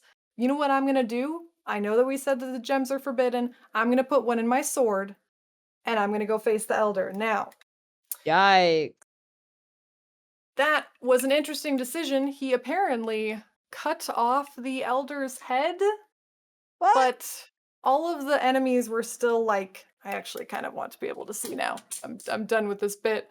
All of the enemies were still kind of organized, and after Olroth did this, he starts kind of secluding himself in his room, and Uhtred's like, yo, Olroth touched the gems, now he's being weird, and it hasn't really fixed anything. So it's not the history of Starforge. That he didn't kill the Elder. Spoilers. Starforge also didn't kill the Elder, but it trapped it. But anyway, so everybody except for Uhtred basically starts using these virtue gems. Oh my But god. then one night, Uhtred, who is all like, holier than thou, you guys are using gems, this is terrible, uh, decides to send some people to spy on Olroth because they're like, he just keeps going into his room and being a fucking weirdo and just hanging out by himself. They realize he's actually sleepwalking every night out into the darkness where the Elder was. And Uhtred's like, I'm going to send 12 people to go stab Olroth. They do. He doesn't die. They decide to put him into a glass case because they're like, okay, that's not good. He's been stabbed. They kind of suspect that it was Uhtred, but he wasn't actually there. So they put Olroth's body in a glass case. By this point, Verana has a gem in her scythe. Medved has gems in his axes. Everybody's kind of fucking around. And Verana, like, confronts Uhtred and is like, hey, dude, you just stabbed our leader. That's not cool. And he's like, actually, it wasn't me, and you can't prove that it was me, but how about you give it a week, and if the enemies dissipate, like they aren't attacking anymore, I think maybe Olroth was leading them. Well, he was wrong. The enemies keep Oh my attacking. god. Medved sends a messenger into the night. The messenger returns with a parchment. Medved freaks out, goes out into the night, never appears again. Everybody's fucked. Olroth, the leader's in a glass case. The enemies are getting stronger. Medved disappeared. Verana and Uhtred are fighting. And so, shit's just going down. The flame is starting to go out. Everybody's freaking out. Medved returns in the night, but he's dead now and he's killing everybody. Verana's like, that's my man. That's my husband. At this point, they'd had a kid and sent it back to Calgar because they were like, shit's too messed up here, right? Then one night, all of the boats, like Uhtred had gone into hiding because he knew Verana was going to find him and kill him because he killed Olroth. All of the boats that they took to explore disappeared, except for one. They kind of assume that Uhtred left them there, just like betrayed them all. That's why Rog sometimes refers to Uhtred as like the betrayer. He thinks that, well, Verana thinks, because she's like the only one left, that Uhtred left with the flame because, oops, the Triskelion flame is missing.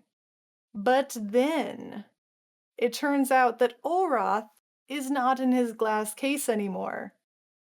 Verana decides to put gems into her body and try to go find the enemies and go kill the enemies. All these poor people are just like, we don't have the flame.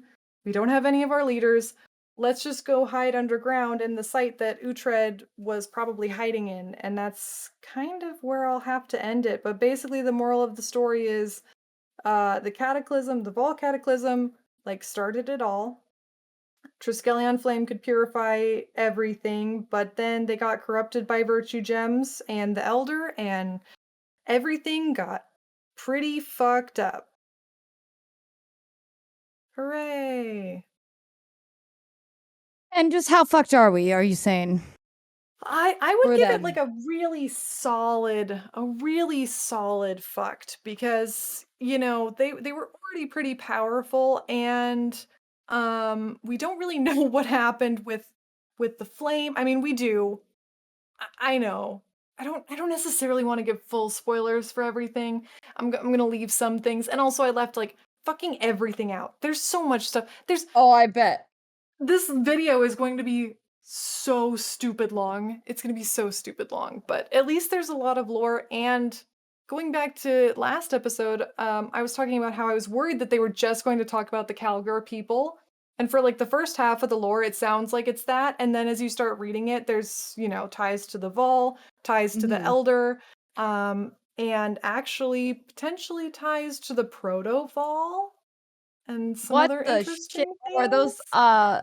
I'm just gonna say big ups to that one Vol group that's like, get the hell out of here. You Yeah. want to touch them gems? No, I'm not doing it. No. Like, We're they just were gonna just done. die in our tombs. We're gonna drown it. And like literally the Calgar just make notes. They're like, these assholes just drowned themselves so we couldn't get their gold. And it worked. They're like, we're not getting involved. We're keeping our gold and we're dipping. Yeah. Yeah, no, it's a Oh ton of my stuff. It's a god. lot more interesting than I thought, but it's literally like an insane amount of details and connections, and like even little things like, oh, they used to be called the Druids of the Circle, but then when Olroth started using a gem for the first time, now Medved can't see into the future anymore, so he says he's the Broken Circle. Like, there's so many details. I'm broken. I fucked it all up and now I'm broken. Yeah, you done broke the circle of time, dude. You can't use the gems, not You even dumb once. doofus. Aren't they the gems that we're Yeah. using? We don't Well, like to talk about the technically, gems that we're involved in. we're using, some of us are using Vol Gems, but back then it would have only been Vol Gems because it was, Yeah. Yeah. that time. Don't bring up our gem addiction with the fact that they're good and don't have one. It does You know, make or it funny shouldn't. when Danig is like, I don't think the gems have any power. The power was in you all along. Because that's one of the first things he says to you, and you're like, actually, the gems were the downfall of your entire expedition party thousands of years ago. So Would you like to show me would you like me to show you default attack? Decks him in the I'll get on face. that. Yeah. mm, Uh, I'm very interested to see where this goes, though. I love the fact they gave us so many mini bosses along with some, there's a bigger spooky ooky situation I don't know about too much. mhm, mhm. Yeah. Honestly, like, I feel like we thought Expedition was going to be really underwhelming, but there's a lot of stuff to engage with, like, from a lot of different levels. True. Yeah. Yeah. Yeah, definitely. Our biggest mold points are absolutely currency and as far as I can tell, at least from all the feedback I've gotten, everybody is mad about the currency, which is understandable, and big mad at the fact that it doesn't show in bright, bold yellow that cannot crit or Yeah. etc. Right? Oh, all of a sudden you've given them a bunch of block and now they're unstoppable. Yeah. Oh my I think god. the block thing is really, I didn't know how bad that was and found out It yesterday. Ask me wasn't why bad that was. until they fixed it. No, it was And then after yesterday. they I fixed found it. out yesterday. Oh. Oh yeah. Okay. I feel like we've spent quite a bit of time on what's the name of the league? Expedition. I don't know why I was gonna call it Harvest. heist. Harvest. Heist. I don't know. There are so many that start with H. Expedition. Okay. Hexpedition. Which is kind of taken away from the amount of time that we can talk about overall changes to the game. So maybe if you feel really strongly on a particular topic, do you have anyone that we should just like 100% hit? Because otherwise, I think this could be a 4-hour show. I just have one quick one. Mm-hmm. I think if they're going to make ailment immunity in general difficult across all the different things, they need to universalize the language used for it. Like, I'm not talking Yes. about like avoid/reduce. I'm talking about like there are other ailments in the game. And I don't want to just be freeze and chill immune. I want to be freeze, chill, and brittle immune. And there's only tendencies that can do that right now, and that's not fair. I I feel really like hot take that Brittle and people hate. Scorch and those ones just need to be explained better. I mean, I don't need, it's just like there should be generic immunity if they are like now going to Yeah. be part of the game. And it's something that we have to actively solve for. Like, I don't know. Right, Having if the it's part of the craft tree and of that then element. yeah, having, like they genericized all of the indications of it on the passive tree to say cold ailments. It needs to be across the board. That's it. That's the take. Absolutely. Seriously. I mean, just very quick on that, like I'm glad that they changed the flasks to be 1 second to 4 seconds. I think that was nice, but I still think it's sort of a bit delusional to think that we're ever going to be reactive with our flasks. I can't see shit. I'm playing Consecrated Path Totems. All I see is shiny circles and leaping slam boys.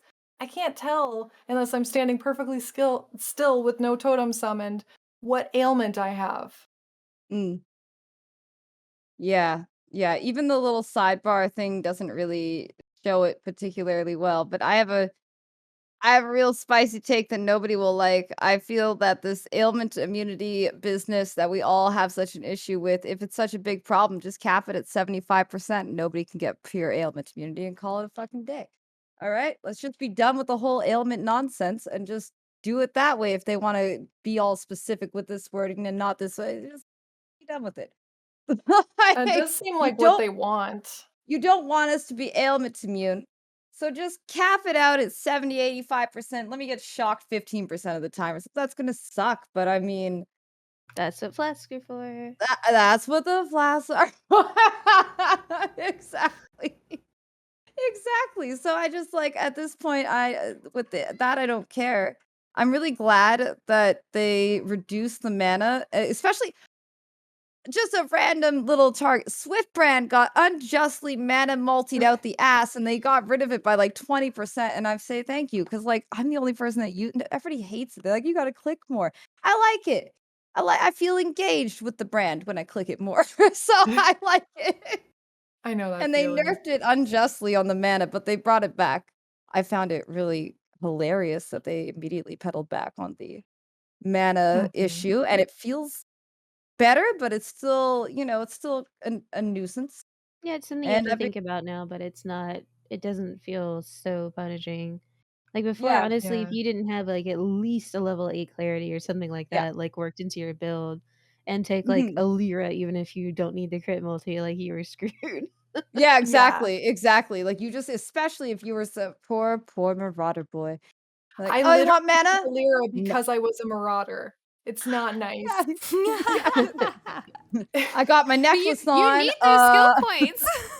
I had to get intelligence gear because I Yeah. needed clarity and I Yep. also needed a Lyra. And I was like, this isn't the way. This is not the way of the Karui. This is why I don't even understand making him a chieftain in the first place and then making him struggle with fireball and int things that he can't get unless he specs all the way around his tree in some dumb maneuverable way. Yeah. And yet they're like, spell damage for marauders, by the way. It's like, tell me how to pass then. To actually get the int for it, please. Could you I imagine would a like world? to do this. Could you imagine a world in which PoE actually told you how to path? That would be so weird. Absolutely I not. don't Then I'd know have if I want D3. that. Like, I got 5 buttons. What am I doing? This one? Cool. I just want them to like use more specific wording so that I actually know what the fuck is covered by what they're talking Well, about. It's Okay, actually look, really hilarious. honestly, I feel like that is the theme for everything to do with the changes, the new direction of the game, and also all the stuff that they communicate around the outside of the game, like anything that Chris says, anything that they write and publish, or, you know, the upcoming Baeclast. The game demands an extremely rigorous and strict, precise interpretation of language, and yet in and of itself is wildly inconsistent. You cannot be so rigorous with your language use and so, you know, not necessarily literal, but yeah, like very narrow with what that can possibly mean, and yet have so many situations where they can conflict. There's no real glossary that will explain half of that shit. The help menu exists, but like, who wants to engage with that? Like, at this point, we're looking at, you know, wikis and PoEDB and having it explain to us that way. But also there are many times in which a definition doesn't actually quite apply because it's bugged, or it was never programmed correctly into the game in the first place. Like, definitely the bugs, but with the number one thing you have to remember about GGG is they mean exactly as they write it. And sometimes that can be conflicting, but then you have to find out which writing would trump over the other writing. Yes, it's a battle of the writings. Yeah, exactly. So you're like, so you have to make sure, okay, well, which one has like a never to which one has a sometimes, so then you can maybe find the correct wording within it. But it's like, it's hyper specific, and on the surface, that sounds easy. Yeah, I could follow simple instruction. I could read exactly what that says, no fire damage.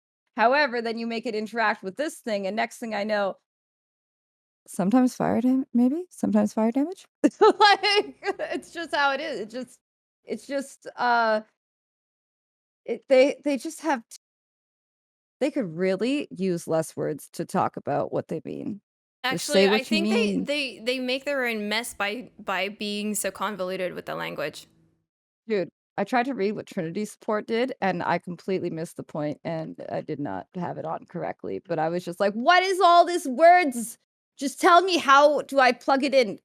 Just like, what is all this? But only if it's this within this, and then all of it. I'm like, I don't want to even look at it anymore. I'll figure it out later though, because I am very curious how to use it. Oh, but yeah, it's too many words. Like, it's too complicated and too convoluted when they could say something so much simpler. Like, say, instead of recently, every 4 seconds. Now we know. Done. Please say what you mean.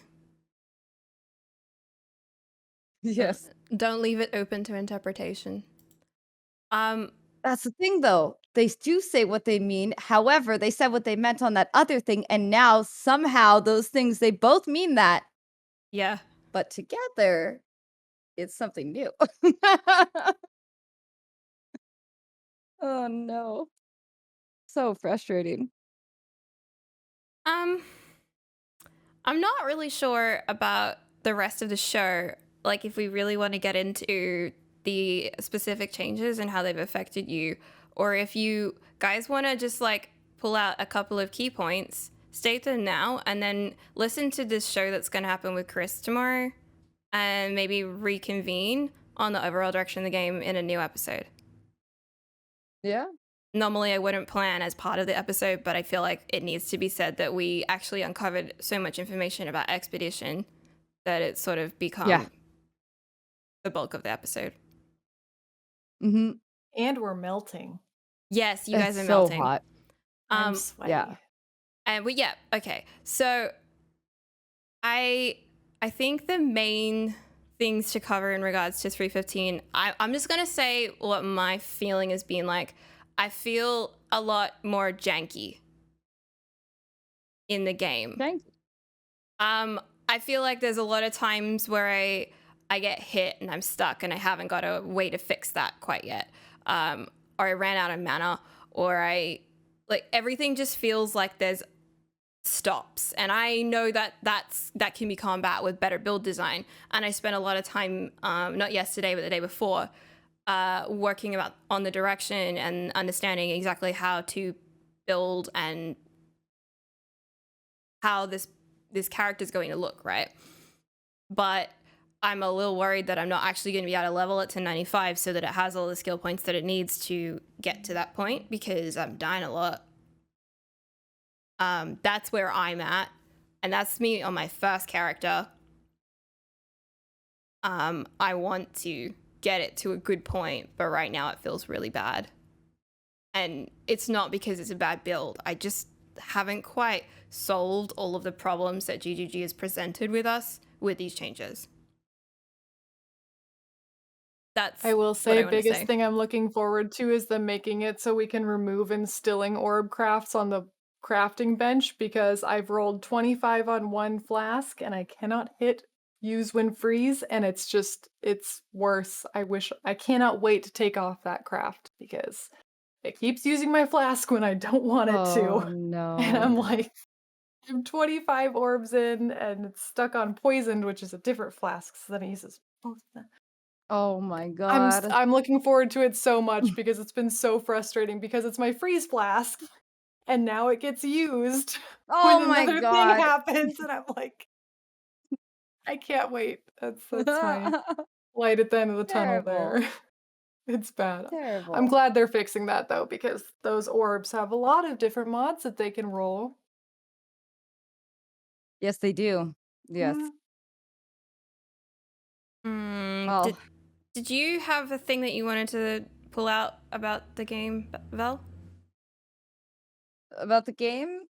Yeah, like a point. You know what? Tell you, I haven't really had to deal with the flask problem because I'm cheesing it right now. I'm either a Pathfinder, well, I'm Ascendant that uses Pathfinder, so that's pretty cheese, right? And then the other build, I'm just using a overflowing chalice with increased duration when actually now I have it used when I use the adjacent flask. So it just allows me to gain charges for all my other flasks. And the overflowing chalice doesn't gain charges anyways.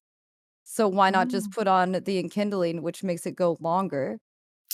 Yeah, And nice. then yeah, so you can get like 12 seconds of flask recharge, which is pretty hefty at a goddamn map. But so Yeah.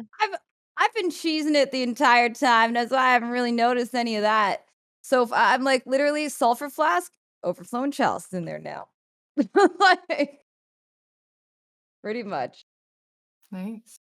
The Roas, the mudflat Roas, I'll tell you guys a little fun fact. They're fucking bullshit. I'm sorry, I had to swear really hard about it because they're actually bullshit. They're bigger, so their hitbox is bigger, which means their collision is bigger, and they no longer leash, which means they'll follow you all over the entire mudflats. And yesterday when I rolled my Scion, I died in the mudflats and I deleted the Scion and I rolled again. So I got so mad. I got so mad about the no leashing, huge collision Roas in mudflats. Like I'm actually malding. I'm just completely molding about their massive collision. I don't know how I'm gonna go. Are we doing the gauntlet? Is it too hard? Rose. Oh. Okay. Oh my god, I'm actually confused. I'm really concerned for y'all with the gauntlet. Oh, me Yeah. too. Me too. Feel this very strongly. Oh man. That's my points. Okay. BK, I know you got 1 point out. Did you have anything else? I don't entirely, I'm not like dismayed that there's more problems to solve in particular builds. Like solving for mana cost and doing some of these other things. Like, all right, I understand. Like fundamentally, this is a direction that they're taking things, and that's fine. I'm interested to see, like, more looking forward. Like, I can accept this as long as 3.16 also brings in some other stuff, and I guess that's kind of what we'll get from Chris hopefully on Wednesday with the Baeclast episode. Is like I want more of like a timeline of like what we can expect on the other side of the changes, because like I Yeah. understand the changes that are happening to us as players, and like this hurts now, but like fundamentally this is healthy, I guess, ish for the game Mhm. over like for the longer period of time.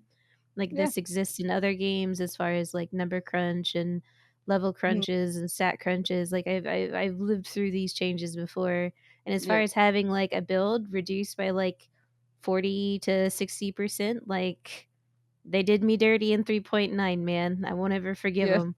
Like, I've already been through this with my favorite archetype, so, like, I know I'll survive. I just I will be strong.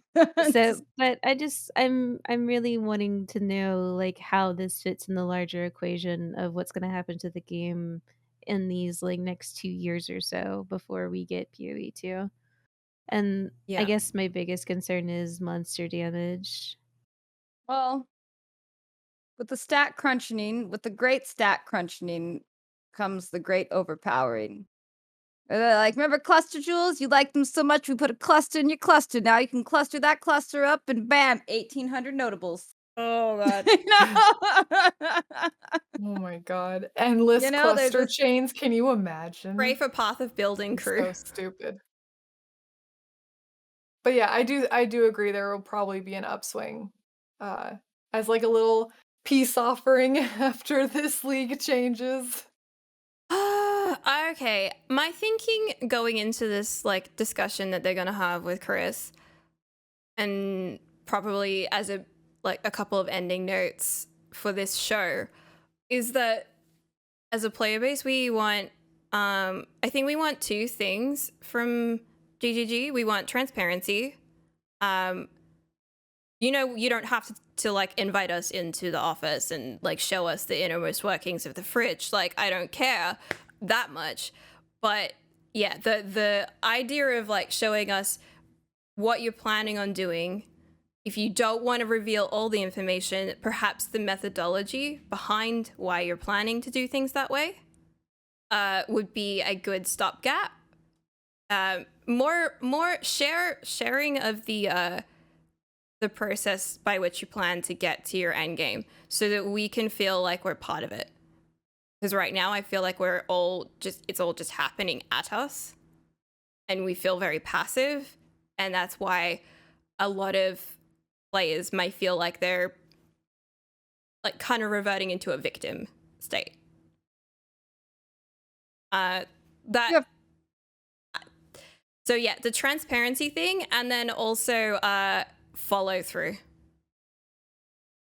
I do have to state on that though. Like, comparatively to other companies, especially now of their size, like we get a lot of information from them and they don't have to do like comparatively now, does that mean they shouldn't be better than all those other companies? Yeah, No, because they've I always think been pretty great GGG, with us.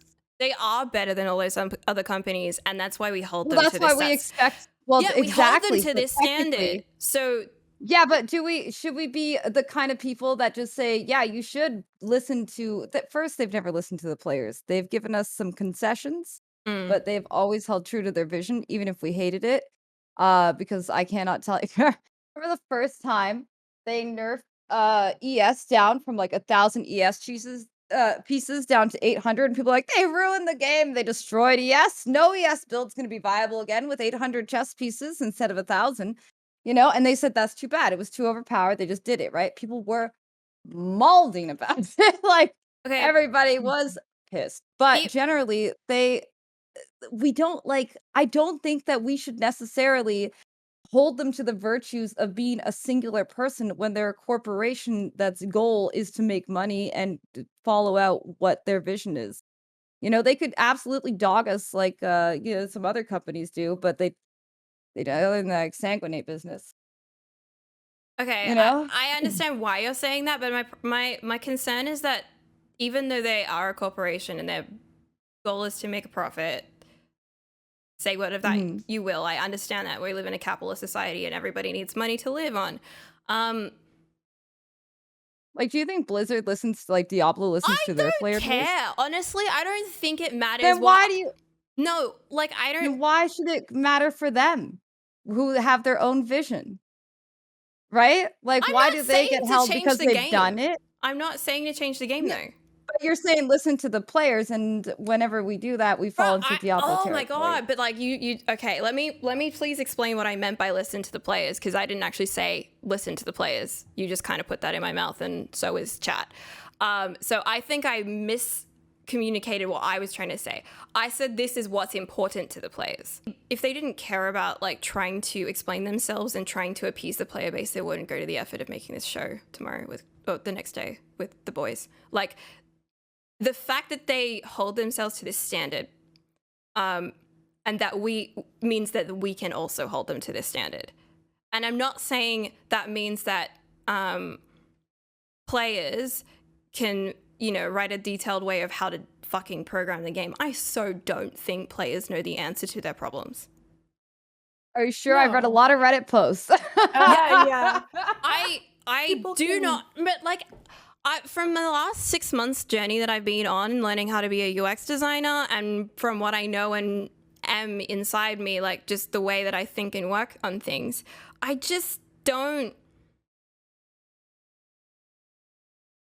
think we know what the answer is, but I think that there is so much cool potential with the way that social media works, the way that community management works, the way that marketing and PR intersperse with our digital platforms and how we relate to this company, that we can have a somewhat quasi-human to human relationship. Certainly Without a treating lot them more like- than any other game that I've ever had, because that's usually kind of a membrane that's between the two groups that's not even... Yeah. It's completely opaque between most. Like, for most games, you can have as Yeah. much feedback and criticism as you want, and it's just bouncing off a wall. There's absolutely no fucking chance Yep. that anybody is going to see that, or even if they see it, that it's ever going to be considered, whereas that's very different here. Yeah, and I'm I just think so that jaded. they keep getting into these open dialogues with everyone, and if you're going, you're directly engaging on the Reddit with community members and with people who are developers or community team. Like, we are talking to the humans behind this. Mhm. What I want to know is, they have this like vision of what PoE 2 is, which is based on the original vision of what PoE was. And then Yeah. we stray from this track. Myself, Noodle, and BK have always been on this current strayed path. So we don't know the Yeah. previous, what it felt like to be on the previous path. But we are experiencing how that could look. And I just, like, I don't know how much of it is them picking the wrong pieces and combining those pieces as 3.15's patch, and how much of it is them not giving us the right tools to deal with the problem. And then combining it with like buffing the overall threat of what we fight against. I'm about to tell you guys a secret. And I hope that if GGG is listening to this, they don't take it to heart. And I don't want anybody to take what I'm about to say to be the actuality of it. But I have serious concerns about PoE 2 because I personally don't think that this generation of Path players will like it if they're going back to PoE 1. Like, I if they think want that's to go valid. back, right? Like, I just don't, because it's a whole other, we like the pace. We generally like the pace we're at now, and for what it was, it's rather slow before and deadly, very deadly before, even in Axe and so on. So that's For me I have my own personally- concern, but don't form your opinions based on what I said there. Okay, I just want you to know I'm just out there. Yeah, for me personally, it's like they're talking about the old times and like having a vision based on how it was originally. And it feels like when you're trying to listen to your grandpa tell you a story and he's telling you about how things were, and you can kind of picture it, I guess, but you still weren't there and you still don't know what that's like. And so it's like they're talking about, oh, the telephone, and it was so much fun on the telephone. And you're like, but I have a cell phone, yes, grandpa, and I don't want The the thing telephone. is, I actually do have a But lot of nostalgia listen. for like days that were. Like, I'm really proud of being a 90s baby growing up, actually having Right, to but memorize my home phone number and my best friend's if your home phone grandpa's number. telling you about the 60s and saying it was great and you weren't born in the 60s, you can Then you don't only know what base it that felt off of like, him. yeah. Okay, That's what I'm saying, is I'll that tell we you. don't know what he's talking. He keeps saying about, I'm taking you to this vision of this place You that ready? neither you, I, or BK were present for. So Yeah. it's like, I don't know. We're if I'll talking like it. about a rotary phone versus speed dial.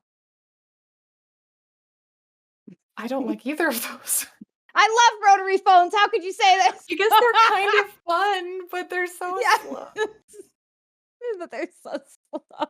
I guess I liked them when I would like play house as a kid. Do I I have feel to use like They're that for just- real? I love please? rotary phones. There is a tactile sensation to that, but yeah, That's you're what it gonna is. get It's really the RSI. tactile, You are but- gonna get RSI from that fucking rotary On phone. the phone. Yes. 'cause Actually, you you had to used do to from this doing this. 9 times to get your entire digits out.